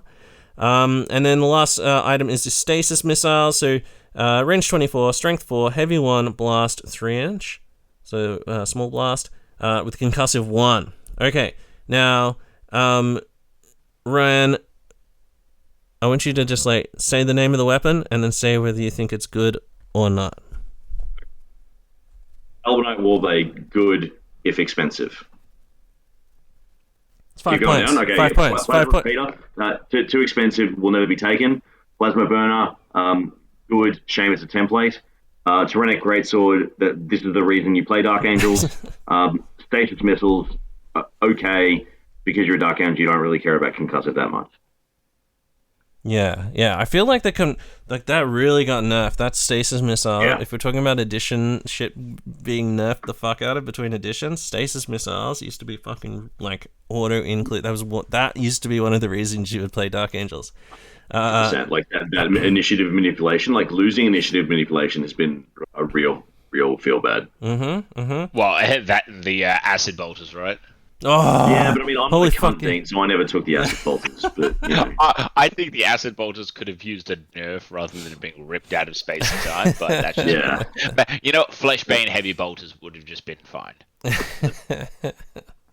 Yeah. No, you're right, Tim. Because and this is one of the things, the overall commentary about the Dark Angel rules is that they don't lend themselves to synergies the way that you would want them to. There's a lot of overlap. There's a lot of rules that do kind of the same thing. So concussive is really good because it takes their weapon skill down, but you already have tons of boosts to hit anyway, so it doesn't quite line up. What would have been cool is -1 initiative, so that way when your assault squad goes in or your veterans go in or whoever's got the stasis missiles, then it's dropping your opponent down to initiative 3, so you get to hit first with your +1 to hit. It kind of could have been. It was cooler in the old days. Yeah. Oh yeah. Dude, concussive 1 is just take a leadership test now. Oh, you passed it? Don't worry. But if you do, I lost 1 weapon skill. So, I mean, just Astartes shotguns have that. It just seems like they missed a opportunity. He could have, I don't know. But anyway, stasis missiles, take them or don't. I'll quickly go through how you take these. So the stasis missiles you can take. Anyone who's a Dark Angel with a missile launcher can take them in addition to any other missiles for 5 points. I think that's the kicker. It's the 5 points that just makes it. So it's the same with the Calibanite Warblade. It's great, but it's 15 points on most characters, right? Yeah, that's any model with a character unit subtype, and Dark Angels can take a Calibanite Warblade for 5 points. I mean, +1 strength for 5 points. Is that worth it? I don't know. Cool. I think it is. You think it is? I think it is. Yeah, like it's more kills. That's for sure. I think the main like saltiness or wound from this is it used to be free. Yeah. To be honest, I think +1 strength is fine to give for free. I think it's not. It really, especially given that it's mostly on you're giving these. You're pretty much only giving these to 2 or 3 attack sergeants, right? Yeah. Like no independent characters taking this. They're already taking Tyrannic Greatswords or Paragon Blades or whatever. Yeah. 100%. Like, I mean, if we're talking about other legions getting similar stuff, all World Eaters get chain access for free. Yeah, exactly. And it's the exact same thing. Yeah. I mean, I take these because I'm my theme for my army is Calibanite, so like I have to do it. But like I wouldn't otherwise. I don't think. +1 strength. Who cares? Yeah. I don't think I've got a single one of these outside the units that come with them. Yeah, I love that they gave Power Swords Rending 6+. That's a very good change, I think. Like, it just makes that sergeant actually able to fucking do something against against an artificer guy. It also makes it exciting, right? Because it's the sergeant there that's like he's up against a guy with a power fist or a thunderhammer, which is how most other sergeants are taken. Yeah. And like you're a Dark Angel, so you've given him a sword, and now you're fishing for the 6. You're like, oh please kill the fucking sergeant in the challenge. Give me the 6. Yes. Yeah. Like it creates the drama that we all care about. Exactly. In challenges. Yeah, 100%. Oh, it even means like if for some horrible reason you get hit with a Leviathan, most other Marines are fishing for their crack grenades trying to hurt it. But yeah, the sergeant with the power sword can still hurt and get through the armor of Leviathan. Oh, true. Yeah. Yeah, it's rending, not breaching. Yeah. I keep thinking it's breaching, but yeah, you're right. That is nice and heroic. All right. Now, the Plasma Repeater and Plasma Burner, these ones you can take, you can swap a Plasma Gun or a Twin Link Plasma Gun for a Plasma Repeater or a Plasma Burner for 10, Plasma Repeater for 5 or a Plasma Burner for 10. So, how much stuff has a Twin Link Plasma Gun? I think like the bikes do, but it's mostly like special weapons, right? Yeah. Oh, it's Plasma Gun or Twin Link Plasma Gun. Oh, right. Yeah, okay. In the case of units with multiple plasma guns, all such weapons in the same unit must be upgraded to the same weapon if either option is chosen. So, I think the plasma flamer is pretty good. Because of the way that Wall of Death works, where you just get fucking auto hits if they're on a stand and shoot if they're within 8.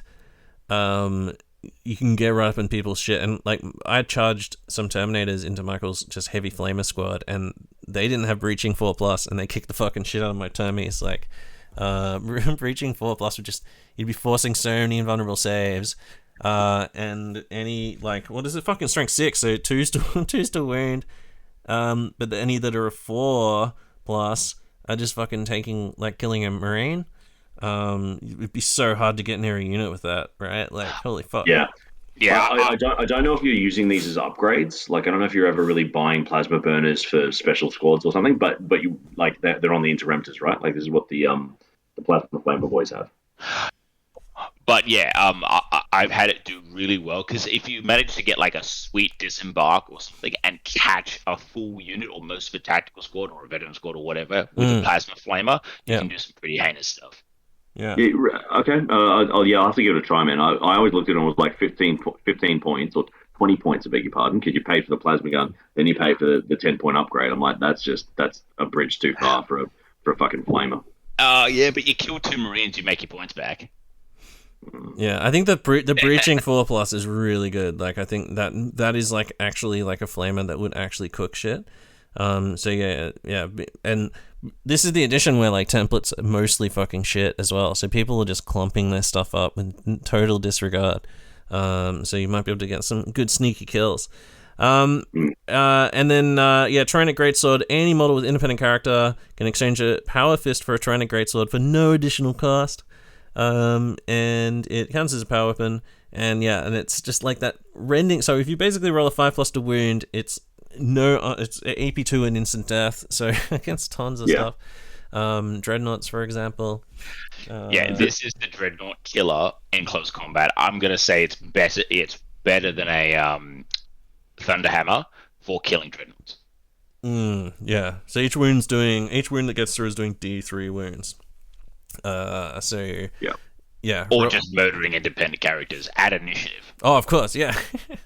Yeah, these need to be on all of your consoles, right? So, like, the main list that I'm working with now has like a Delegatus and a Librarian, and they both have it. Even though the Librarian, it's not a fourth weapon, I don't fucking care.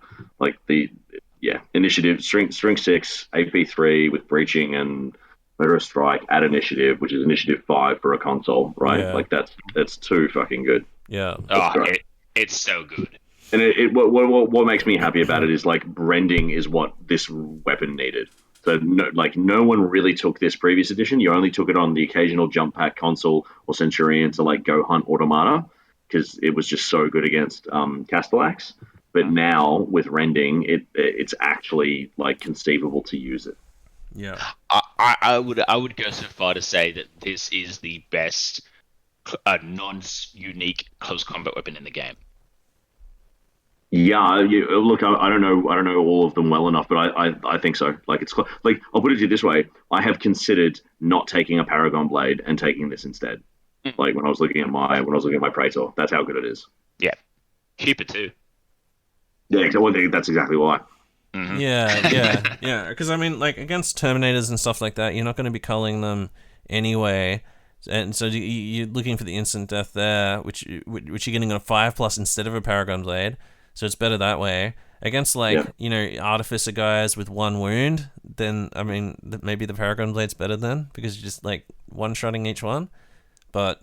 Yeah, you're also winning on 2s, whereas the Paragon Blade's only strength 5. Yeah, so, Yeah, 100%. Unless you go with rad grenades, yeah. Alright, so special weapons, very, very good. And then some of these special units have them. Now, we'll quickly cane through these. The Inner Circle Knight Cenobium are inexpensive, 275 points for the 5 termies there. They have a Tyrannic Greatsword each. They have a Plasma Caster each. Fuck, a Plasma Caster, what the fuck is that? Something else? Oh shit, now. It used to be really good. And that's in their rules? Now. Yeah, just random things have almost everything is like the rule that the weapon trait isn't there. You gotta flick through several books to find it, but some units, there's a third option. Some units just have the rules still fucking with the unit. So the Plasma Cast is it's a Strength 4, AP 4, Assault 1, Breaching 6 plus Flamer. So just like a shitter version of the thing we've just been talking about. Now they have Relentless Bulky Stubborn, Adamantium Will 3+, and the Order Exemplar special rule, which we'll cover in a second. One of the interesting things about this Terminator unit is that they have an Order Preceptor who's a weapon skill 6 sergeant. So... And 3 attacks. Yeah, with 3 attacks. So, like, imagine a veteran sergeant, but like a Terminator veteran sergeant who's weapon skill 6. So that guy is very, very good. And like, because of the way wound allocation works, he'll be the last guy fighting. He has a good chance of staying alive at weapon skill 6. I'm stubborn, so there's very little chance of him running away ever. Yeah, true. Unless you roll like me with my dwarf army. So you can have up to another 5 of them for 50 points each. So this is 275 points to begin. I'm assuming there's a tax in there, and they probably cost around 50 with the 25-point tax, right? Yeah. 25 points for the insane preceptor guy. And 50 points, like, that seems pretty good for Tyrannic Greatsword Terminators who are weapon skill 5 and stubborn. Seems pretty good. Yeah, especially since most of the time they end up as deafening anyway, right? So they're hitting you on 2s or 3s. Yeah, of course. Always. On 2s against normal Marines? Yeah. Holy shit. Yeah. Okay, they can take a Vexilla. Any model can swap their Tyrannic Greatsword for a Thunderhammer for free. That seems like a good swap. If you want. But I mean, I don't. Feels like that sword, that instant death, is just so good. I'd usually take one. Take one. Yeah, I used to take one, like old edition. That was sort of something I did just to mix and match. But in this one, maybe to have some of that brutal 2 mixed in for when you really fluff your 5+ wounds. But yeah. your swords are pretty. Yeah, there's the problem with the Deathwing rule is that you're giving up +1 to hit to get that. It's not like another squad where like or another legion where you're like, oh, I'm mixing and matching my weapons. Like it actually comes with an opportunity cost here. Yeah, that is fair actually. Now they've got this order exemplars rule, so which is you choose one of these fucking. So the first rule basically is a rule that tells you to choose a different rule from further down the page. So that's great. Augurs of weakness. So that's a against target with an armor of 11 or more. You get +1 to the strength of the weapon when used to make the attack. Okay, interesting. So okay. Next one, this model gains +1 leadership to a maximum of 10. So they start at 9, going to 10 stubborn, fucking even better. That's like Dwarf Lord or Ironbreaker's level fucking leadership. Stubborn 10. Only when it's charged though. Or you charge someone else. Yeah. But I mean, that's usually when you're going to be taking your stubborn checks is in a combat round, or okay, so next one is Slayer of Kings. This model can reroll failed to hit rolls of 1 when engaged in combat with any model with a weapon skill of 5 or higher, or in a challenge with any model with a weapon skill of 5 or higher. Reroll So there's failed to hit rolls of 1. all of these, this is one of the only ones that you take. There's this one and another one. On your Preceptor with the Training Greatsword, yeah. And then he just challenges anything that comes near you and just destroys it.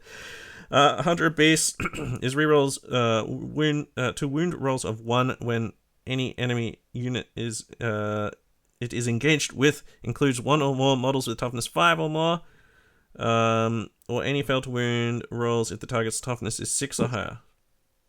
So this is the other one you take. This is the Dreadnought Killer. Actually, I disagree. For me, this is one if like you really hate your Mechanicum friend. But like, remember, you have to choose these. You have to choose which of these orders you're taking at army selection, not at deployment. So you can't tailor it to who you're fighting. And I don't think there's enough toughness 5 or 6 out there to justify taking this. I disagree. I think there is plenty of stuff out there in the toughness 5 and 6. So all your dreadnoughts, all your land speeders, all your Mechanicum kind of things. That for me, like in Horus Heresy 2.0, show me the army that doesn't have at least 1 dreadnought in it. Sure, but I mean, if you're pushing, first of all, these are cataphractic terminators, so they're slow. So you can't rely on you getting to choose their target. And for me, this one's just a little bit too specialized. And if you've chosen that, and then you tell your opponent that you've chosen that, they'll be like, all right, I'm just gonna keep my dreadnought away from your fucking strength 6 instant death, re-rolling wounds close combat unit. You know what I mean? Like, maybe. 100%. But at that stage, are you not also influencing your army without even firing a shot? Yeah, sure. Dean, this is why you win more games than I do. I don't know. No, 100%. Like, I just can't get past the reroll any fail to wound if the target is 6 or higher. So that's insane with those swords. Like against wounding on 5s, rerolling to wound. Yeah, like fishing for 5s with rerolls. I mean, if you've got any Terminators left, you'll probably kill that thing in a single round of combat. It is failed to wound though, right? Not any to wound. So you can't quite fish for instant death. Like if any whatever 3s and 4s will still not work. Yeah, but you need a 5 to wound. You need a 5. You need a 5 or 6 anyway. Yeah, that's a fair point. Yeah, against a Contemptor at least. That you haven't rad grenaded, like Well, I mean, I guess that's my main thing is like that is not the reason I've taken this unit. Like if I'm taking these boys, it's either to hack off units off of objectives or go after the other bully units that are out there because I'm going to try and out bully them. In which case, I'm taking Slayers of Kings or Reaper of Hosts, which is the next one. Yeah, that's a really good point actually. And this is on top of the fucking on top of this, you also choose a Hexagrammaton, right, as well? Yeah, exactly. So there'll be Deathwing. There'll be Deathwing with Icon or Resolve. So there'll be +1 to hit, re-rolling ones, or +1 to hit with re-rolling wounds, or whatever. Yeah, that's fucking ape shit. Okay. Yeah, it's pretty handy. Next one is Reaper Host. The model gains +1 attack in any fight in which they begin. Oh, fuck! I turned my iPad sideways and bumped something. Reroll. +1 attack in any fight subphase which they begin in base contact with more than one enemy model. So yeah, interesting, but yeah, like you've got to choose this at army selection. Some of the other ones seem like a better fit. This one really means you get +2 or 3 attacks per phase with a 5-man squad, right? It doesn't really shift the balance of the math. What would make people play this is if they brought out a decal sheet and the decals for some of these Hunters of Beasts and Reapers of Hosts were like super psycho, and that'd make people want to play them. Okay, so Breaker of Witches is the model may reroll all to hit and to wound rolls in close combat when attacking an enemy unit that includes one or more models with a demon unit type or psycho or corrupted subtype. So that could actually be fucking really good if your brother and who you play every fucking second day plays fucking turd bearers. Holy shit. Galvorback, chop up Galvorback, chop up their fucking goddamn fucking Mega Dread. That thing's the worst. And fuck, you know what? Like the guy in here, the Order Preceptor, is possibly one of the few things that could kill that Dreadnought. Because he's weapon skill 6, so he's hitting a Marigal on 4s, getting +1 to hit, so he's hitting on 3s. And then if he has this fucking what was it, Hunter of Beasts? Yeah. Or just this. Also, Breaker of Witches. Breaker of Witches. Yeah. Rerolling. So he's rerolling to hit. So he's hitting on 3s, rerolling to hit, and rerolling to wound on a 5+ with that instant death. Oh, could be good. Yeah. If you're playing lots of turd bearers and they're in your meta and they're getting up in your shit with their Marigal and their Galvorback and their other shit, all their fucking corrupted tack squads and stuff, 20-mans, that could be fucking sick. Yeah, the problem is you really, really do need to know who you're fighting for that one anyway. The other ones can kind of get away with it. Yeah, exactly. Yeah, and it's one of those things where this is like a balance thing, right? Because from a fluff perspective, these guys only come out when they know what they're fighting. Like they're highly specialized, special orders that come out and only fight the thing that they're good at fighting at. That's the whole reason they're in the army. Like the Dark Angels have rocked up and they've gone, oh shit, there's a huge horde. Call the boys the Reapers of Hosts. So I understand from a balance perspective why you wouldn't be allowed to select these at like deployment. But from a realistically or fluff wise, that's kind of how it would happen. Yeah. 100%. Right. The only other misstep for these guys for me is that they're cataphracti, and so much of what Dark Angels do is want to win in close combat. Like the Lion gives you Crusader. And there's a whole bunch of stuff that gives you like +1 to morale and +1 to leadership that wants you to win it and then sweep in close combat. And because you're cataphracti, you can't. So, but they look fucking cool. Oh, they look so cool. Yeah, fucking savage. Okay, yeah. We'll do. So the next one's up the Dreadwing Interrupter. If you remember these guys, they were the guys previously who had the cool plasma guns that didn't get hot, and they were like a range shooting thing. Now they're this. They're the plasma burner, which is a flamer. So plasma flamer. Remember the breaching strength 6 flamer. Now these guys are basically just a normal TAC Marine squad, except they have an extra. Oh, I guess they're essentially destroyers. They're destroyers. They've got 2 attacks and they've got +1 close combat weepon, so they're actually 3 attack per guy. And they've got like counter attack. Yeah, counter attack and bit of duty, so you can join a Moritat to them. If you wanted. They're pretty hardcore. Yeah, so they seem pretty good. Rad grenades on their profile. They've got that plasma burner. These guys can take a whole bunch of other stuff like Vexillas and Augury scanners, Nazi Vox, blah blah blah. And the 1 in 5 can take the plasma incinerator, which is like a torrent version of the plasma burner, which is that's very nice. So that's definitely worth looking at, and the model for that is also pretty cool. And then 3 Phosphox bombs on the Profectus if you want, Melter bombs and Artificer armor. So have you got these guys, Dean? Have you run these fucking psychos? No, I'm actually, this is the one unit of the Dark Angels list I won't be running. I just, the problem I have is a unit of only templates I find in this meta, you try and run them up to burn someone in the movement phase, they'll fall back. So really makes it hard to get templates into get maximum benefit range. Obviously you've got the torrent one, which is pretty good, but I don't think I'll get too much use out of this Interruptor squad. Although they are quite nice, and the models I do like quite a bit. Yeah, the models are amazing. Yeah. I agree. I agree completely. Reactions cook these guys because they're so good. Because strength 6, breaching 4+, like plasma flamers are so fucking terrifying that as soon as they get near the thing that they want to kill, they hop out of their rhinos. Then you immediately like run away and reaction away or whatever. And no one's dumb enough to charge them because no one wants to get overwatched by them, and no one's dumb enough to shoot them if they're at close range because no one wants to get return fire. Like they're just. Yeah, you would just bolt these guys from 24 inches away because they can't take an apothecary and they die like tactical marines. Exactly. Yeah. Exactly. All right, next up's Deathwing Companion. I'm not going to read out all these rules because this is legit 2 whole pages of fucking rules, but I have read through these recently. So a summary would be that they're essentially like a command squad. They've got pretty much the same stats as a command squad. Their sergeant can take a refractor field, which is kind of cool. They all come with a Caliban Warblade, which is kind of cool.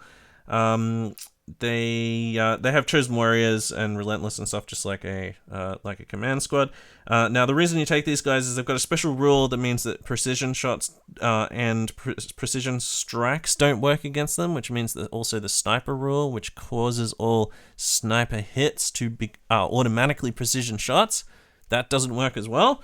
So it's one of the things if someone's just got tons of fucking rifle meta, they can't snipe your dude out, which is kind of cool. They have a thing called the Cyaretheron Pattern Aegis, which is like another 250 words of how a fucking thing works. Basically, they gain an invulnerable save.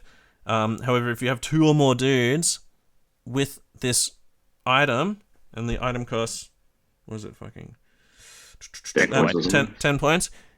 Because of the way that you do wound allocation, and because precision strikes don't work, you only need to buy 2 of these things. Don't buy one for every fucking guy. I mean, it does look cool. The shield does look cool, and I mean, I guess you get a bunch of shields in the unit, but you basically want to just give all these guys tyrannic fucking great swords, right? Exactly. And have 2 guys with the cynical 2 guys with the shield who are able to put up the thing. Now, when they put up the thing, it gives the entire unit gets a 4+ invulnerable against shooting and a 5+ invulnerable save against melee attacks. And any and minus one initiative for yeah, anyone in close combat, minus 1 which initiative. is big. Yeah, that's so really good. fucking big. Yeah, man. So so this unit is fundamentally like it's kind of weird, right? Because it's a lot of words to kind of turn them into a Terminator unit. Like you give 2 guys a shield, and those 2 guys can't attack. And then you get a 4+ invulnerable into shooting and 5+ in close combat, and it's all sort of weird. But I think that the reason you take these guys is because you've got a Praetor. But by the way, they can only be taken for Praetors or Master of the Legion. They can't be taken for regular consoles. Yeah. You take these guys, you give them a bunch of fucking jump packs, you chuck 2 of those shields on them, and then you chuck as many great swords as you can afford, and then just go fucking hell for leather. Oh, can you give them jump packs? Like, yeah, you can give them jump packs. That's the way to make them unique. Like that's the thing that's unique about them. Yeah. Because unlike other Legion command squads, these guys can't get a banner, so they can't score. So they're only there to kick dicks. Yeah. So you may as well get them out there and get them doing it. And to keep your guy alive, like especially if like some of these things aren't just like the best thing to always take, but for example, the thing like against demons, the thing again like these units where you can counter people sniping, it depends on your meta. Like don't let people just like on the internet tell you this is definitely the best thing at all times, because it's fucking not. Like the meta is dependent on your local whatever the fuck's going on. Like we can tell you what the best things are, but if everyone else in who you're actually going to play a game against, rather than just everyone in the whole world who you're not probably going to get a game against, if those people that you definitely are going to get a game against are running shit that doesn't fucking match up with what we're telling you on the internet, then it's going to be different. But one of the things is you can use these things to like counter a meta. Like if your general just keeps getting sniped because the fucking your sister's boyfriend who always comes around on Friday nights and fucking wants to play you with his fucking sniper army is always just sniping your general, laughing about it, Boom, companions. Oh, I painted up some companions. Trevor, fucking suck shit. I wish my sister's boyfriend played Warhammer. That'd be awesome. Not everyone has a Trevor, that's right. Okay, so Deathwing Companions, very decent army. I think that they're a decent unit, but like Ryan said, cool. If you want to make like a jump pack, fucking Psycho unit, that's a very good choice. Now we won't cover the PDF. We were talking about it before the show. I just don't want to keep you guys too late. We've got 10 minutes before we hit 2 hours, so we'll cut away the PDF, but we will go through the PDF at some point. I think that probably that PDF, I think there's a lot of half-baked stuff in that, and I think that maybe another iteration will hopefully be done at some point, or or maybe people will use these Panopticon rules and stuff like that. But at some point, I think once that settles down a bit, we'll get a look at it, because things like the full Mantaris Terminators and stuff like that, some of that shit needs a bit of work, and it'd be fucking great if we're probably not going to get this wish, but the Silica Animus. What's the Silica Animus thing called? The Exindio Battle. Exindio. Yeah, you need 4 different books to cover those rules for that. So we won't cover that. Yes. But what we will do though is we'll quickly talk about the Legion Consularis, their special console type. So not every Legion gets a special console type. These guys do. Have you run this guy? Were you running him, Dean? No, I wasn't running him, but no Paladin. What? Ben Clark, who was also at the event. No, I was just running a single Delegatus with it. I mean, in fairness, he did have a Tyrannic sword, and he did kill. Who's the Emperor's Children special character, the one with the Thunderhammer and the dick kicking? Eidolon. He knifed out Eidolon in the last turn of my last game. Holy shit! With the Tyrannic. But I tell you what, I really like the Paladin. I think he makes an excellent duelist character. And getting weapon skill 6, leadership 10, and stubborn on just a console is with effectively a 5-point Tyrannic Greatsword is phenomenal. Yeah, he's so good in low points levels. It's freaking amazing. Oh, and he gets the same extra hexagram that he gets rerolls to 1, or rerolls 1 to hit, or whatever, all that shit. Yeah, he gets the same one that get. Oh, so you can set him up as your demon slaying guy.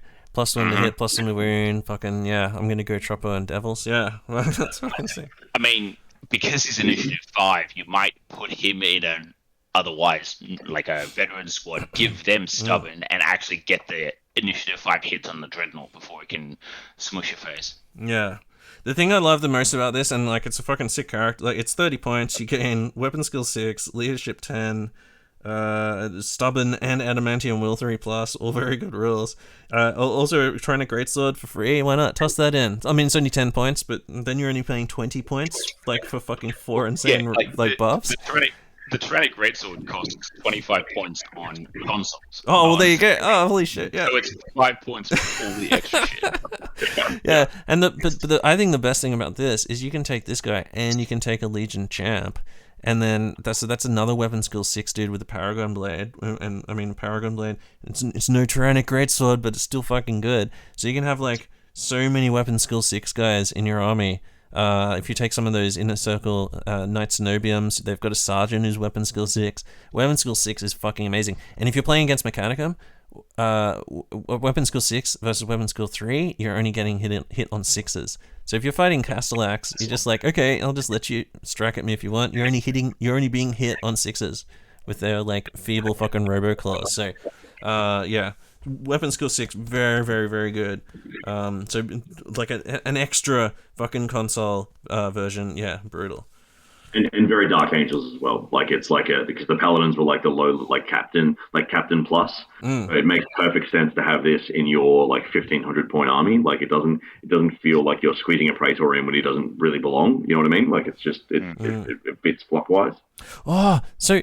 Hold on. If you took an Inner Circle Knight Cenobium, they've got a weapon skill 6 guy and 4 extra guys. You would need... If you took 3 extra weapon skill 6 guys, the unit would count as majority 6. So, if you took... Yeah, so you just if you take a Praetor with an Inner Circle Knight Cenobium and 2 Paladins, Or a champion and a paladin. Yeah. that means 4 of those models are weapon skill 6, which means a whole unit buffs up to weapon skill 6 to be hit against. Yeah. And then you start taking casualties. You remove the weapon skill 5 schmucks. Yeah. The losers. Yeah. Yeah, the ones for fools. While you're running at 800 and 900 points. Yeah.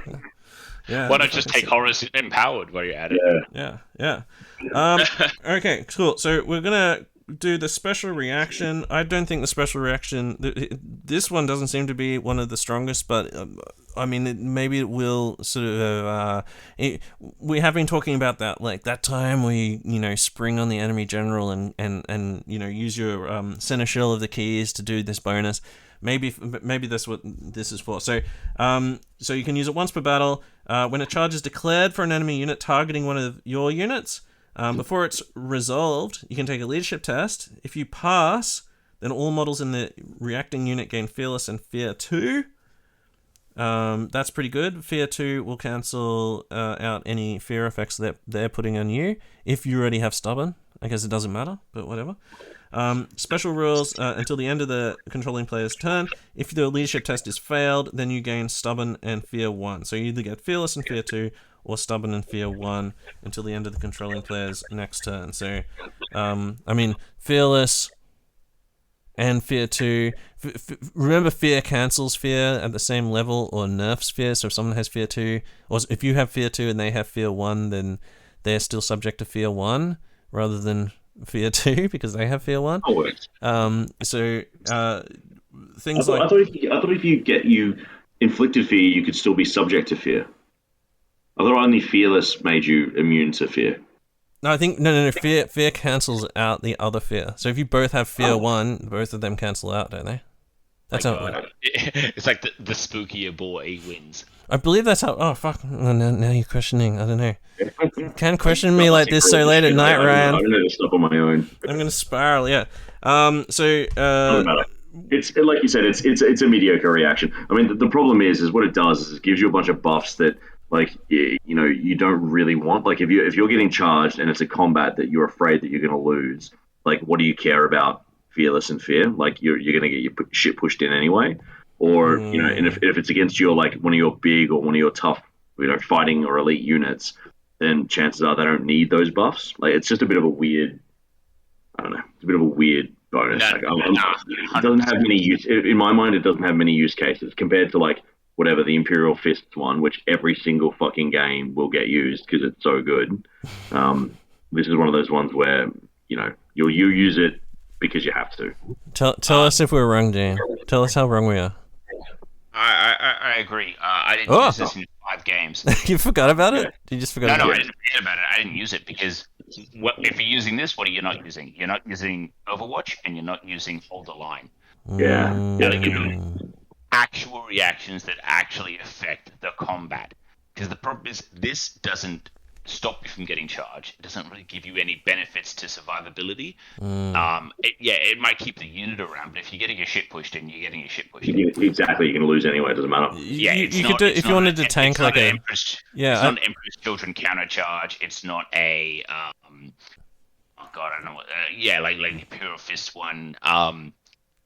I'll tell you what I imagine using it for is, like, you know how the Legion champ has the never back down rule, where you count as Fearless when he's in a challenge.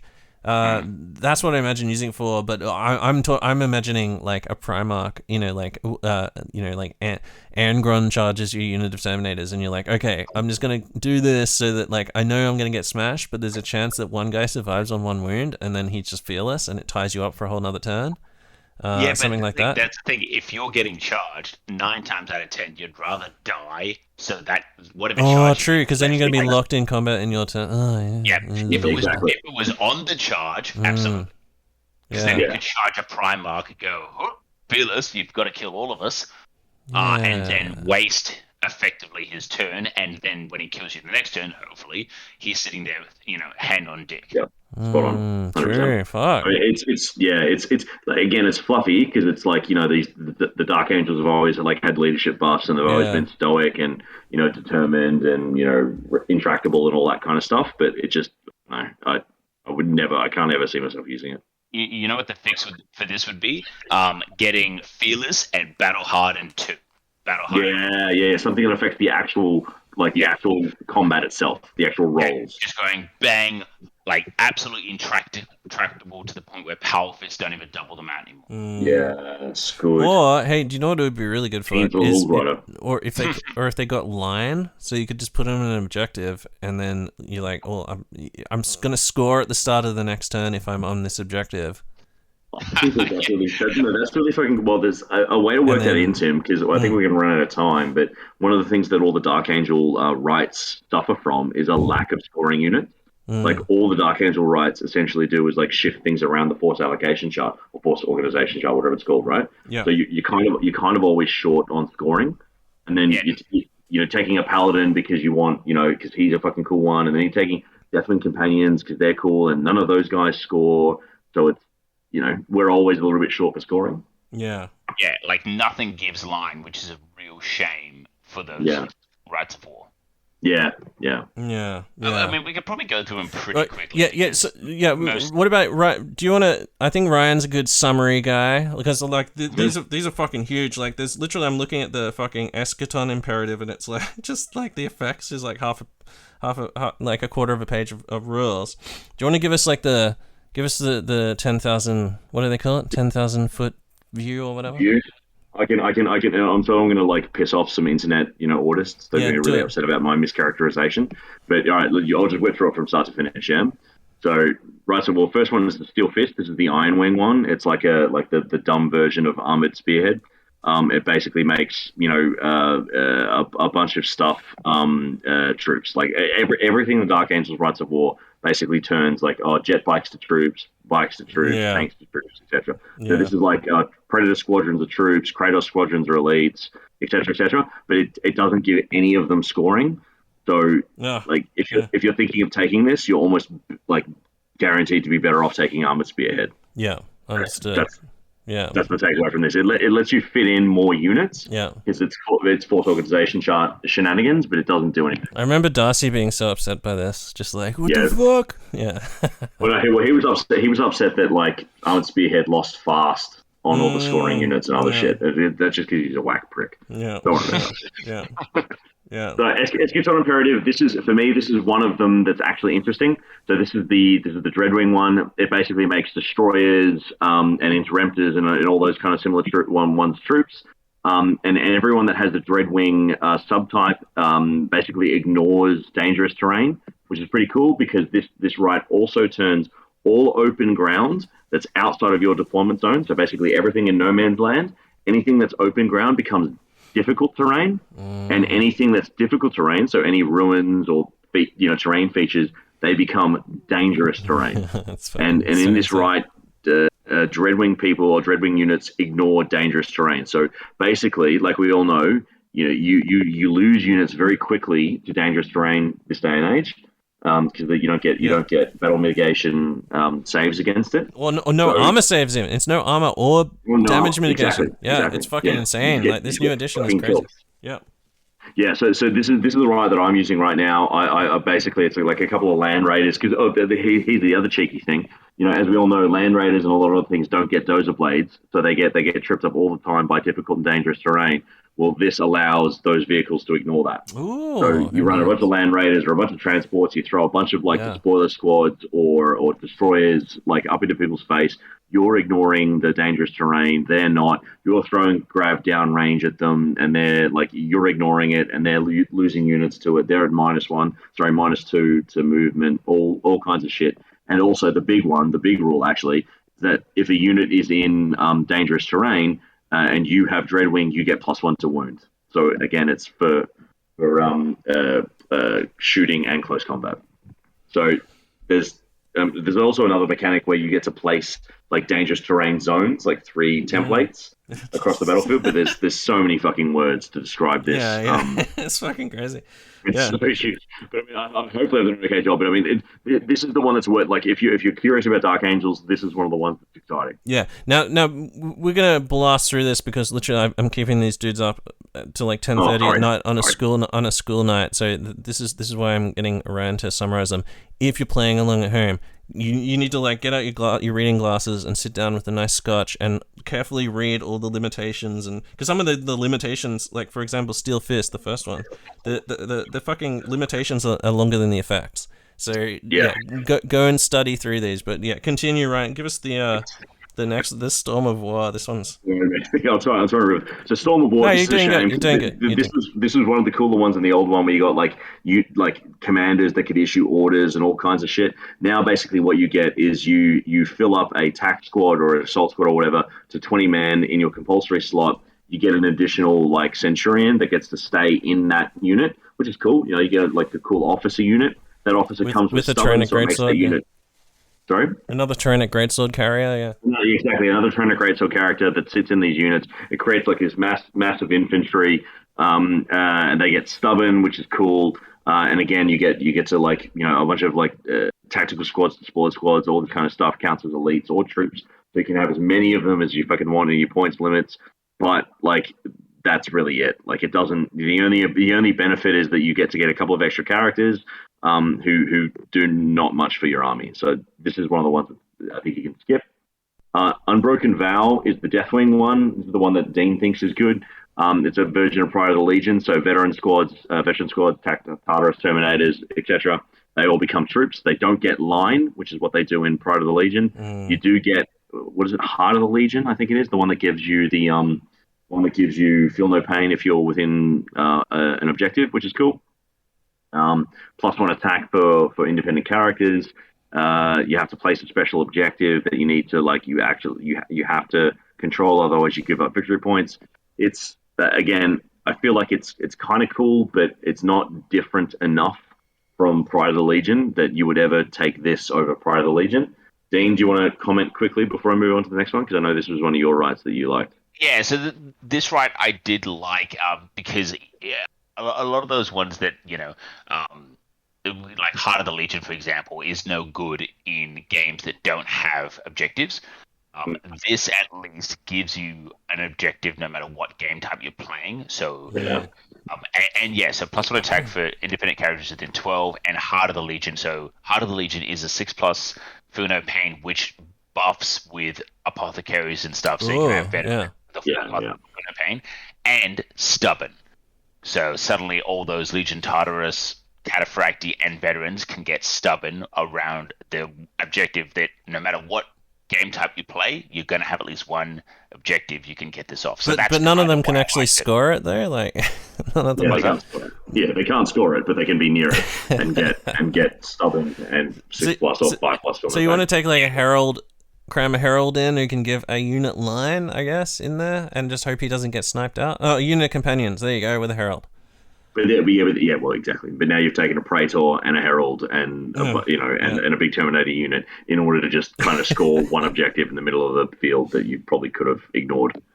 Yeah, 100%. I just thought it was kind of interesting. It's still, like, in my mind, the best ones are still Ascatión and Serpent's Bane for sure. Serpent's Bane, I agree. Those are the two best ones. This one's like a theme one, right? Like this is like if you want to create a story night with your buddy.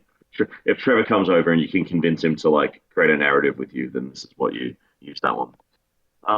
Next one, this is a real shame given how good Ravenwing Protocol used to be, but Seeker's Arrow is the Ravenwing one. Basically turns Outriders and jet bikes into troops. Independent characters get Rampage, cool, whatever. But I mean, they're Ravenwing, so they're not getting any of those cool bonuses to hit. This is the other thing that's worth calling out on all these rights. Pretty much everything that's worth talking about, compulsory troops, independent characters, whatever, Warlord, all need to be of the hexagrammaton type that you've chosen. And the problem is, like we talked about earlier, really only, Deathwing is kind of cool for most things. Normally everything else wants to be specialized. So now you're kind of forced into having everyone take the same type, whether they benefit from it or not. But anyway, yeah, so this is just the one that lets you take a Ravenwing Horde. Like, you must include vehicles. You must include fast vehicles, all that kind of stuff. That's pretty. And don't let what Ryan just said, his cynical fucking game-winning whack faggot fucking opinion. Don't let that sway you. If you want to run your bike army, you run your bike army. But I will say though, fucking wait until they come out in plastic. Because I'm sure bikes and jet bikes and shit will come out in plastic. That's the time to drop on this. And by then, they might be an errata or something that gives all this shit line. Because, like, I feel like they should all have line. I think that's just, like, most people would say, just, why can't all troops just be line still? Exactly. That's the weirdest thing about all this. Because, like, all the Dark Angel ones do is, like, allow you to take more of the same unit that you already had plenty of slots to take anyway. Yeah. Like, no one's running out of fast attack slots to take Outriders if they want to take, like, a jet bike heavy army or a cavalry heavy army. Yeah, exactly. Like, ask the question is, what's the point of taking an entire bike army if they can't score? Like, just because they're all blacks? Like, exactly. Yeah, so, Well, and that's the problem. Like, if tomorrow they said all of these Dark Angel Rights of War, the affected units they care about gain line, it would change the game. Yeah. For these, but unfortunately, even if you want to take Unbroken Vow or whatever, or Seeker's Arrow, you still have to take tactical squads. You still have to take light. It's trying to push immersion while punishing you for immersion at the same point.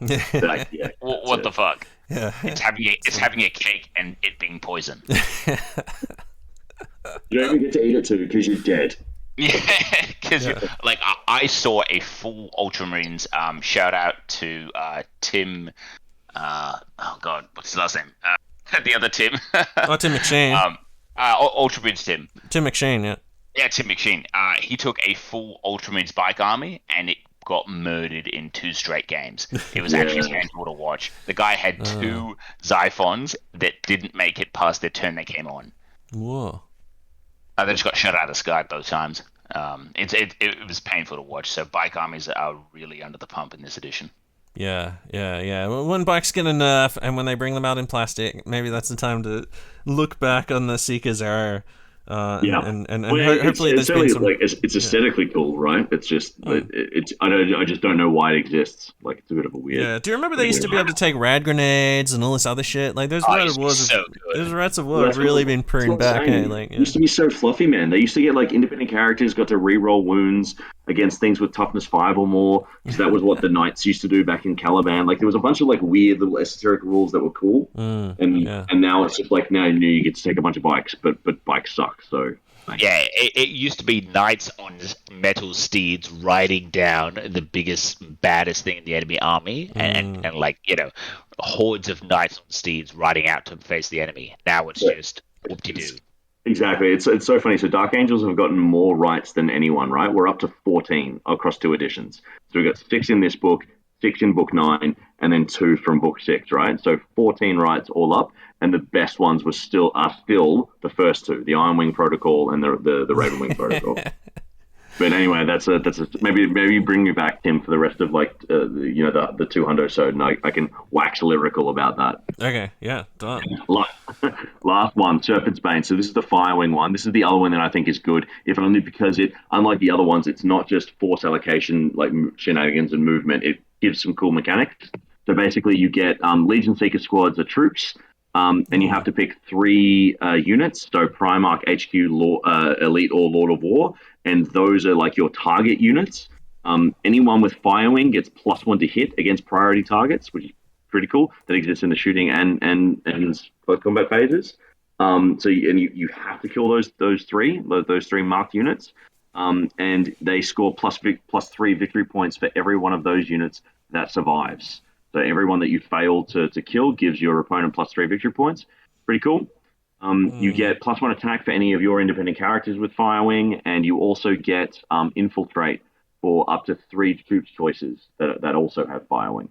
So we have to remember that Firewing as a hexagrammaton kind of sucks. Like, +1 to wound is a bit niche, but what you're getting is Infiltrate for 3 troops choices, which can be, Seekers now, which is cool. +1 to hit against priority targets, which obviously stacks well with the Seeker rule.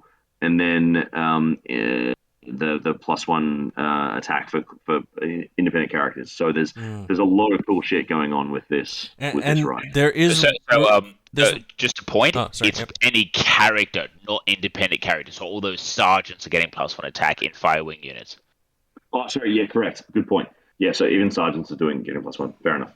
And there is a Firewing Enigmatus Cabal, is that what it's called? The three psycho the three dudes? jump pack guys. So that's in the other book. I know I went through it with Macca, and Kat, but it was also a Saturday night, and it was Macca and Kat, so I was pretty wasted. Are they good? Are they worth taking in this? Does they get any bonus out of this? I think they're worth taking in just about anything. Like, I think they're a fun, cool unit. They've got defensive buffs. They've got cool swords that can be used that are really good in one turn. They got the deflagrate sword or something, do they?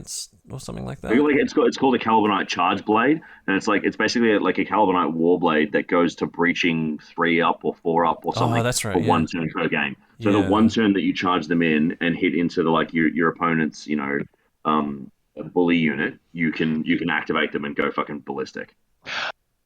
I think they're cool because they're effectively attack, a 3-man Centurion unit with jump packs and exactly. cool equipment. They used to be so good in the old one. One of the things that made me want to play Dark Angels was those fucking guys. If I could just have them in as allies with my Mechanicum, that'd be sick. Oh, they're sick. They were even better in the old edition because they had 2 wounds last edition, whereas now 2 wounds is a little bit more prolific. But back then, that was a big deal, right? You never got 2 wounds. Yeah. The problem with them is you just can't give them anything more. Yeah. So you can attach a Praetor and an Apothecary and stuff to them. Yeah, and I suppose an Apothecary would definitely be what you would take with them. Yeah, and they all count as characters, right? Like they definitely count as characters, so they can get a bonus from this. Hold on. Oh fuck! Imagine if they don't. If they don't. They're chosen warriors, are not characters. Oh no! Yeah. So they don't get a bonus. Yeah, correct. Yeah, eat shit. But hey, that Apothecary would get one. Yeah, just another reason to take the Exindio over everything else. Yeah. Just triple Exindio. Well, Exindio elites. Can you take 4 of them in an army, or are they? They are. I think they're elites. No, they're heavy support. Yeah, no, they're definitely heavy support. 3 is pretty good there. I mean, that's enough, right? I mean, they're 350 points stock. Have you got one planned, Dan? Have you got a crazy? Yes, I am going to make a Rogue Trader era battle automata. Oh, yeah. Just one ever. Yeah. So for people listening at home, Dan fucking never updates his Instagram, but he's got his Dark Angels army is like a ton of Rogue Trader era models. It's entirely either Rogue Trader, actual 1989, 1990 to 1992 models, or 3D model printed of those exact kind of types, because some of them are just impossible to find. Yeah. All started when some lovely old lady sold me a bunch of metal 40k stuff from her son's collection, and it had about 15 models older than I am. Yeah. So that started it all off. Yeah, dude, it's so addictive once you get those OOP medals. Oh yeah, Jesus Christ! Painting metal is fun. Yeah. I'm painting out my squad of my Rogue Trader companions up at the moment, actually. Oh yeah, that's hot. Yeah, I saw because all of mine are Tortuga boys, so they're all just fat Russians. Yeah, chunky boys. I saw your picture. Somebody told me that, Dean, that you're doing Dark Angels, and they said that you were using Rogue Trader era models or something. And then I saw you post it, but you changed your I don't want to dox you or anything, but your name was different on Facebook. And then I saw these models, and I'm like, oh fuck, look at those, they're fucking awesome. And I was just looking at them, and I was like, oh shit, I should fucking forward these pictures to Dane. And then I realized while I was trying to find you that you were the person who posted them. And I was just like, oh shit, crazy. But yeah, they look really good, man. It's like a stand, definitely stands out. And people using classic models, fucking really good. And I mean, they're definitely a bit smaller. Did you get any pictures next to them 6 or anything? Or? Oh, Yeah, 100%. I was like half of it. I was fighting Mark 6, and it was like probably a head and shoulders smaller. So I like Guardsman scale. Oh yeah, I like to call them my first legion granddads. Just taking the kids to task. Yeah. Oh man, I can't wait till you can play against some Tortuga Marines and get some picks next to them. That'd be fucking dude, fun. you know what, Dean? You and I should do like a Loyalist versus Traitor Dark Angel art like one. I'll have all my Calibanite ones who are Tortuga 3 times the size of yours. They look fucking spectacular. Oh yeah, absolutely. My Unification War era. Yeah, tyrannic veterans, all like small and decaying and falling apart. They're all just super old Dantioch style dudes, just like exactly. Yeah, still wailing on the kids' and shit. Fucking sweet. Oh, jeez. So remember the asteroid battles? The last thing I'll say about the Firewing right is it's a shame that we lost under the old edition. We had a ability to make a Praetor who could have 10 attacks on the charge, and we can't have it. Damn, god damn it. Yeah, bullshit. Modernism sucks, destroying our lives. I can feel Dan's anger through the Discord. Well, that's everything. We've covered all the rules. We didn't do obviously the PDF, which we've talked about, but at some point we'll talk about those. Now, is it? I was about to say, should we just quickly do the battle automata? It's the only unit we haven't even talked about. Okay, all right.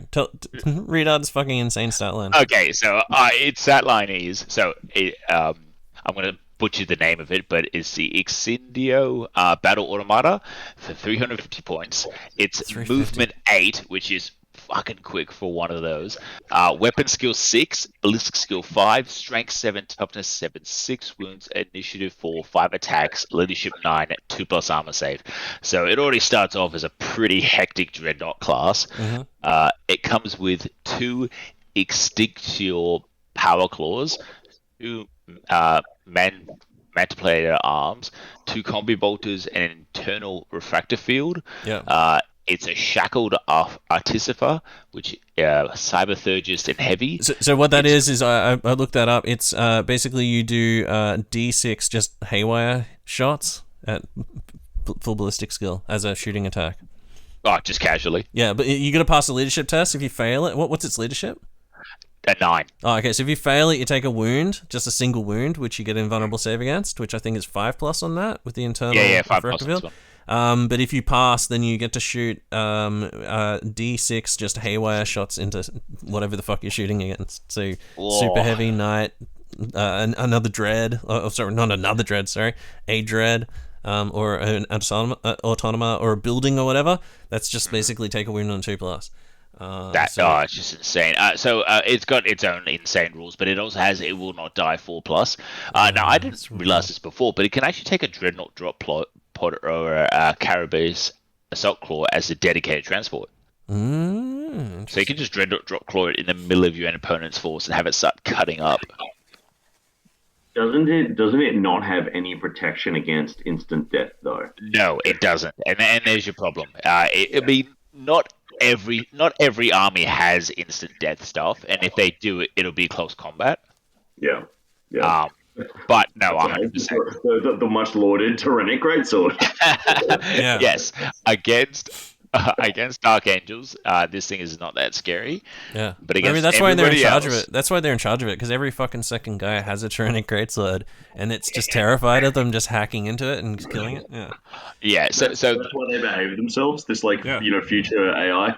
Yeah. 100%. So it's got a lot of weapons. It's got 4 types of shooting weapons, being a 18-inch range, strength 5, AP2, effectively a blast. So blast 3, barrage, poison 3+, crawling fire, and lingering death, which I think is most of the rules for Phosphex, isn't it? Yes, correct. Yeah. It's also got I'm not going to name these because they're all like 5-word names. The other one is a 24-inch range, strength 1, AP 4, heavy 8, poison 4, bridging 4, pinning weapon, which is actually pretty brutal when you think about it. Yeah. There's a lot of they really are exotic weapons. Just like here's a whole bunch of just random rules that we haven't crammed together yet. Like numbers. So okay, I'll just use the last two words of it. So the first one was a canister launcher. The last one I just read was an induction shredder. This is a pulse cannon, which is 24 inches, strength 8, AP2, heavy 2, land shock pulse, which is that's good. Excellent versus vehicles. Yeah. Does shock pulse affect dreadnoughts? Yes, it does. Michael and I were at a children's birthday party today at a water park, and we were talking about like niche rules. We were talking about we can do a segment called small rules that you might not have noticed, which I'm gonna add that poison rule to because I totally forgot about that toughness thing. Shock pulse is if you do a hull point or a wound to a any model basically. Then they can only snapshot. So you can do that. You can hit a dreadnought and just like, sorry, no more, conversion beamer cannon. Automata were immune to it last edition. They're not anymore. Yeah, brutal. Yeah, I mean, you could. But heavy 2 with lance and strength, lance and 8 are really good as well because that's like 5, 6 a pen. Like boom, chopped right through. 100%. You could nail a big boy automata with it, and it can't fire its plasma mortar or whatever. Mm-hmm. Oh yeah. That's up. Yeah, suck shit. Yes. I mean, it's not as good as it used to be anyway. But yeah. Firing twice with a a bit of an overheat isn't bad. Yeah. And this last one is a flux projector, which is a template, strength nothing, AP4, heavy 1, graviton, collapse, torsion crusher, ignores cover, concussive 1, which I think is most of the Leviathan graviton weapon, right? Graviton collapse is the roll under your toughness on 2d6. Yeah. And torsion crusher is crusher is double the hull points on vehicles. Yeah. Oh, is it? I thought it was just it just rolled 3d6 against vehicles or something. Oh, whatever. Yeah. So 3d6 against vehicles, but any hull points you do are doubled. I'm pretty sure that's what. Oh, okay. Alright, so it's close combat weapons. It's effectively a dreadnought close combat weapon, but brutal 2 instead of brutal 3. But the difference is this one has 5 attacks instead of 3 on a normal dreadnought. Yeah. For each manipulator arm it has, it gets to make a single additional attack as well as others, and the additional attacks are +1 strength, AP2, melee, and lance. I mean, more strength 8, AP2, lance, attacks. That's two strength 8 extra attacks. Just fuck Terminators. Yeah. The internal refractor field is what gives it its 5+ vulnerable save. Unfortunately, doesn't, as previously mentioned, does not give it immunity to instant death. But yeah, should it die, then everything within D6+4 suffers that strength 8 hit. And yeah, as Tim said, it's got that cyberthurgy weapon, which allows it to fire off haywire shots. It's got like an entire page of special rules. Basically, all it means is if it suffers a wound in any phase, it takes a leisure check. If it passes, all good. If it fails, it starts going nuts and has to attack the closest unit, friend or enemy. So you hope at that point. That's why you deep strike it in the middle of your opponent's force. So it never becomes an issue with you, and it just keeps murdering the shit out of your opponent. If obviously you run it on foot and someone takes a wound off it, there's a chance it'll fail and just start nuking your stuff. Yeah, it's really inconvenient. Like, so that rule is very similar to what used to happen with Cyberthurgy. If you fucked Cyberthurgy, I think you had to roll like a 6/6, and then you had to roll on a special table, and you could get a thing where basically the unit just went rogue. Oh, sorry, the model just went rogue. And if that used to happen in your Mechanicum army, it was really annoying. It's very rare, but it was really annoying. This is going to happen way more often because it's like every time he just gets a knock to the head, he just goes like, "Fuck! What was I doing? Oh, kill everything!" Like fucking crazy. Human beings. Yeah. 100%. Oh, here's what I didn't know before. So the Shackled Artificer unit type is basically got all the normal automata stuff, but it's got Fearless, Rage 2, and Hatred everything stock.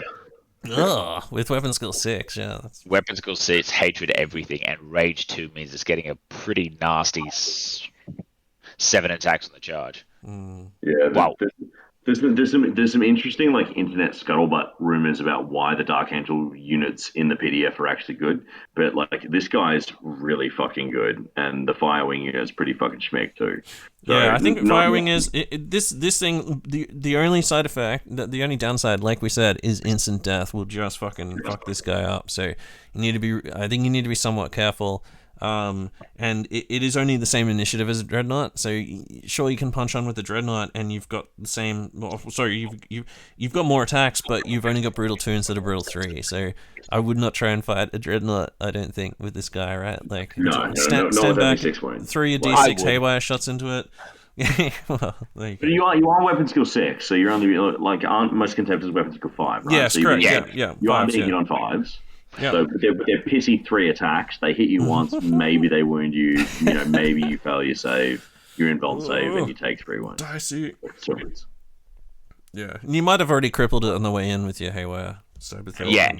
And all your shooting arms and whatever. And also remember that you can change those combi bolters on it for 2 grav guns as well, just to keep up in the haywire you can drop. Yeah, you're also 400 and something points by the time you put options and shit in. So, yeah, and you've got it will not die, so you can suck it. I was going to say, and you've got it will not die 4+, so you can start to recover if they don't kill you. Yeah. I was going to say, I think the point of this model is just a modeling opportunity. Yeah, right? 100%. You just make some sort of sick, hateful AI that hates the Dark Angels, hates everything, and then wants to keep killing. That's pretty cool. Yeah. I love the idea of this. Like, the fluff of this is fucking premium, fucking psycho shit. Do you remember old Rhino from WA? Yeah. He made a really cool one of these. I think he ended up selling it. Yeah, he sold his army, and now he's just like, I wish I hadn't sold it. Fuck. Yeah. But he had a really good one. Yeah, you can tell the real fucking psycho Dark Angels players, because within a few weeks of the book dropping, they fucking had one of these things just ready to go. So good. Yeah. So yeah, whether it's I'd like to see it on the battlefield. I mean, luckily I'm a loyalist, so hopefully won't have to fucking face it. But I guess there's nothing certain with the Dark Angels.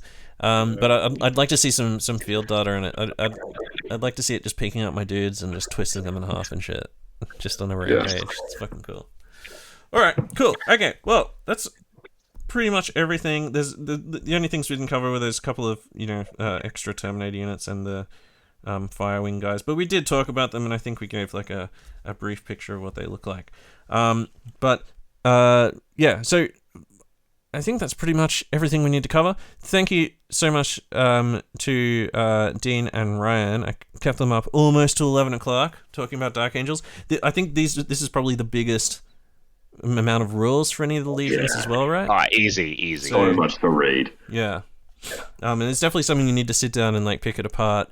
And then, and I think Ryan was saying before, there is a lot of just confused sort of I don't know, just rules confusion, I guess. Is it rules confusion, or just sort of just odd fucking changes and things like that compared to what the old rules were? Where you just sort of you just scratch your head and go, wait, are these the same sort of thing? And then now they're doing a completely different thing in the army, these. So I think it's definitely something we got to sit down, totally just throw away what you knew about them before, and sort of re-put your army together. Did you already have an army, Ryan, that you had to sort of conceptualize or something? Or? Yeah, so I had a Dark Angels army that I sold before Book 9 came out, and then Book 9 came out and I started building towards it, and then I didn't get it all finished in time before Heresy 2.0, and then I had to throw pretty much all of it out. It's structurally so different to what the army was back in the old edition. But I mean that's cool. It's all now I've got more Tortuga boys to build, so now it's that's exciting. And so, what? And the reality is I think Dark Angels are mid tier. This is the Warmonger podcast, right? So we care about rules. Yes.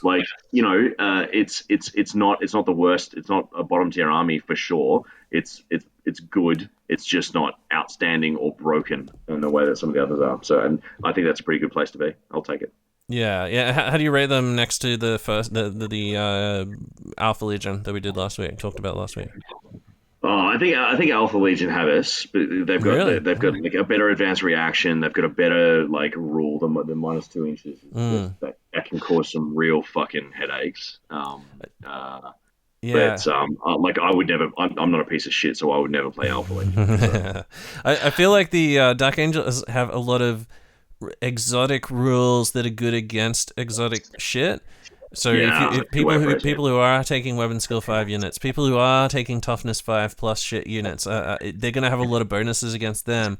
So a way to rob them of something like that is to just take your basic fucking guys, play the game, the scoring game, and let the Dark Angels with their more expensive Terminator units and things like that don't score, lead them around in a merry chase. And I think like Alpha Legion's a good army to do that. So exactly. if you can outplay them, get them off objectives, and then move on to them, get past their fucking just like Tyrannic Greatsword fucking flagships that are coming towards you, and get past them with smoke and mirrors, and get into their backline and kill their heavy weapons or whatever. Then something like Alpha Legion or Iron Warriors or something might be like the army to do that, because it's just waves of basic guys that they're not necessarily they've got some bonuses that are going to affect anything, just other Marines basically, but I feel like there are a few sort of counter legions that might be able to rob them of some of their strengths. Not to mention that I haven't seen an Alpha Legion army that doesn't have full Mortaris goddamn Terminators in it. So, they certainly serve us a whole lot of shit. So. Yeah, well, it's either full Mortaris or the other Ultra Engineer shields. Yeah, the Lock. No, not Lock. No, not Loctaris. The Suzerains, yeah. Suzerains, yeah. The thing about the full Mortaris is it's like, nice companion unit. You're gonna hide in your companion unit? Okay, start taking fucking brutal saves on these guys. I guess I'll just kill everyone. Yeah, I'll just lay waste to the entire pile of guys. All right, so bad. Any last thoughts, Dean? Tell us your last thoughts. So my last thoughts is how I would describe the Dark Angels. They are the best legion if you're not taking a Rite of War. Yes. They're in my mind, they're what the Thousand Sons want to be with their Legion tactics. Each unit you can make, well, on paper anyway, you can make a little bit better at what they want to do and the way you want to play them. So they're actually quite strong. And unlike a lot of legions, every one of our special units, I would say, is good, if not great. The problem is we're just so let down by our Rites of War. And a lot of things just don't quite land or don't quite sync up the way they probably should. I think with maybe an FAQ or maybe a campaign book, the First Legion will really shine and kind of leap into that. Maybe with core. Sorry, I'm thinking fantasy now. With line across those Rites of War, we could really jump into that top tier. Yeah. Or a few little FAQs or a few little erratas here and there, we could really jump into top tier quite easily. So love them, love the theme, love the fluff, love the swords, but yeah, just not as succinct as I'd like them to be. Yeah, especially I wish that their rules synergized better. I wish that there was ways to like be clever and smart and like overlay different buffs and benefits into each other so that you could create some really cool shit. But it just doesn't have that. No, and you're almost falling into a bit of that trap of I have to take a lot of Tyrannic Greatswords. Exactly.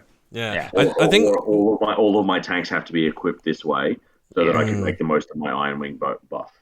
Yeah, 100%. One thing that I will say, and obviously I'm not a Dark Angels player, so just spitballing here, is especially the way I like to play is I like to try and change my shit between games and change things up as much as possible.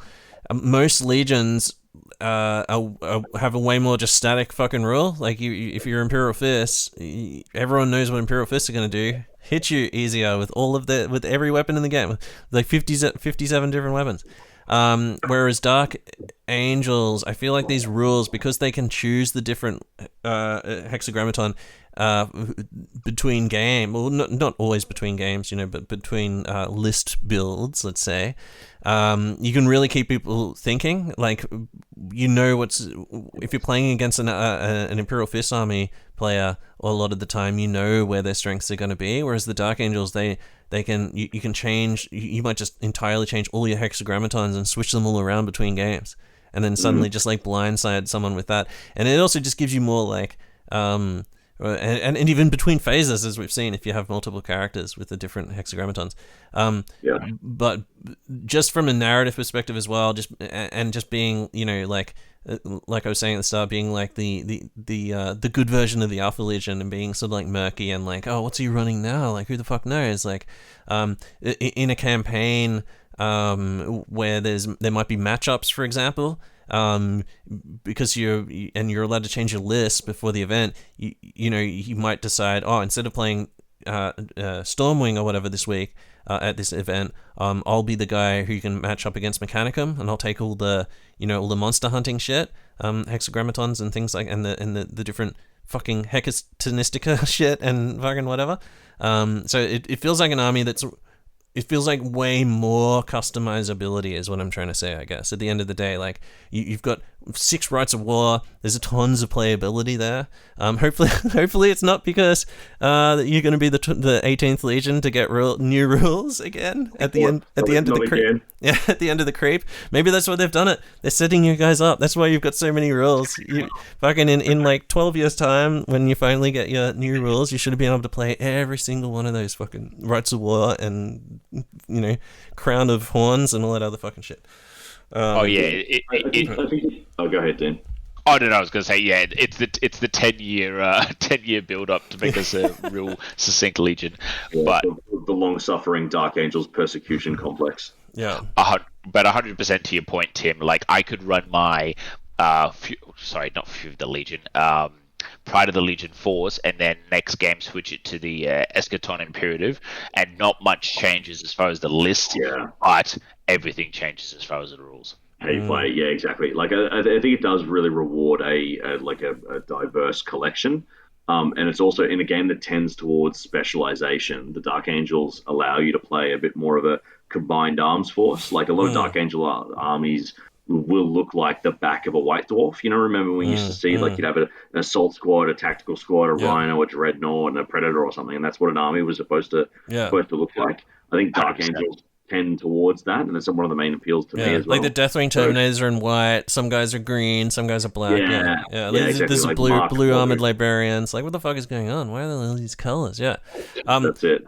And because of so one way that you do customize things is obviously like loadouts, and that stuff all has to be WYSIWYG. But with these guys, the hexagrammatons and the Hecatonisticas changing the rules up, you don't have to worry about being WYSIWYG. Like, you've already got the best sword ever. You got your fucking Tyrannic Greatsword. But the replayability and customizability without having to actually paint up any new models just alone is fucking amazing. If you are a true Dark Angels player, though, Tim, you would have WYSIWYG, like, you know, unit markings and hexagon markings on your shoulders and all that kind of stuff. Yeah, that's true. You spent ages like researching the fucking decal sheet and like, what does this mean? Yeah. What the fuck is this? Yeah. My advice on that one is, remember that, like, every squad contains multiple, like, different members from all the hexagrammatrons. So if you've got a tactical squad, you should have one guy with the Raven Wing symbol, one guy with an Iron Wing symbol, one guy with a like Deathwing symbol, etc. Yeah. And then that way you're allowed to like flex it, and you'd be like, oh well, the Deathwing guy took over now, so that's why they're doing Deathwing. That's exactly. Yeah. That's what you want. Yeah, strong fucking confusing decal game as well. That's all part of it. It's all part of making them the Alpha Legion of the good team Emperor. I choose to think it's like a raffle, a pre-battle raffle. Yeah. All right, who we got? Oh, crap. We're all running Serpent's Bane. Everyone pull out your... No, dude, it's a big wheel. It's a huge wheel. And Lionel Johnson just spins it like... Yeah, and it's just a bunch of PowerPoint presentations before the battle. Okay, here's how we do Fire Wing, lads. Shoot the hate of you. Seeker's Arrow again. God damn it. So we spun the big wheel. The big wheel has given us this hexagrammaton, and then we spin the small wheel to find out which of the Hecatonistica will be leading. Yeah. Oh, yeah. Yeah, it's like, oh crap, it went to Deathwing. Everyone pull out your sword. All I've got is an axe. Shut the fuck up, Larry. You're useless. You stay on the rock. Yeah. You can stay in a rock, whatever the fuck. Axe-wielding knave. Yeah. All right, awesome. Thanks so much, guys. Thanks so much for staying up late on a Sunday night. We record this at about 8 o'clock on Sunday night. If anyone wants to drop by and listen, I think like a couple of people have been listening in the Discord. And then if you've got any relevant field data while you're listening and you want us to and you want to have a brief chat or something, or tell us about something that happened, you can just like send me a message on Discord. But thanks so much, Dean, and thanks so much, Ryan. This has been the longest ever Warmaster, the second episode. I'm gonna try and keep them much shorter than this. But yeah, like we said, lots and lots of rules here, and lots of stuff to blast through. And remember, go and try reading the full like hexagrammaton paragraphs in one breath. It's like it's like a new form of meditation. Get all nice and lightheaded.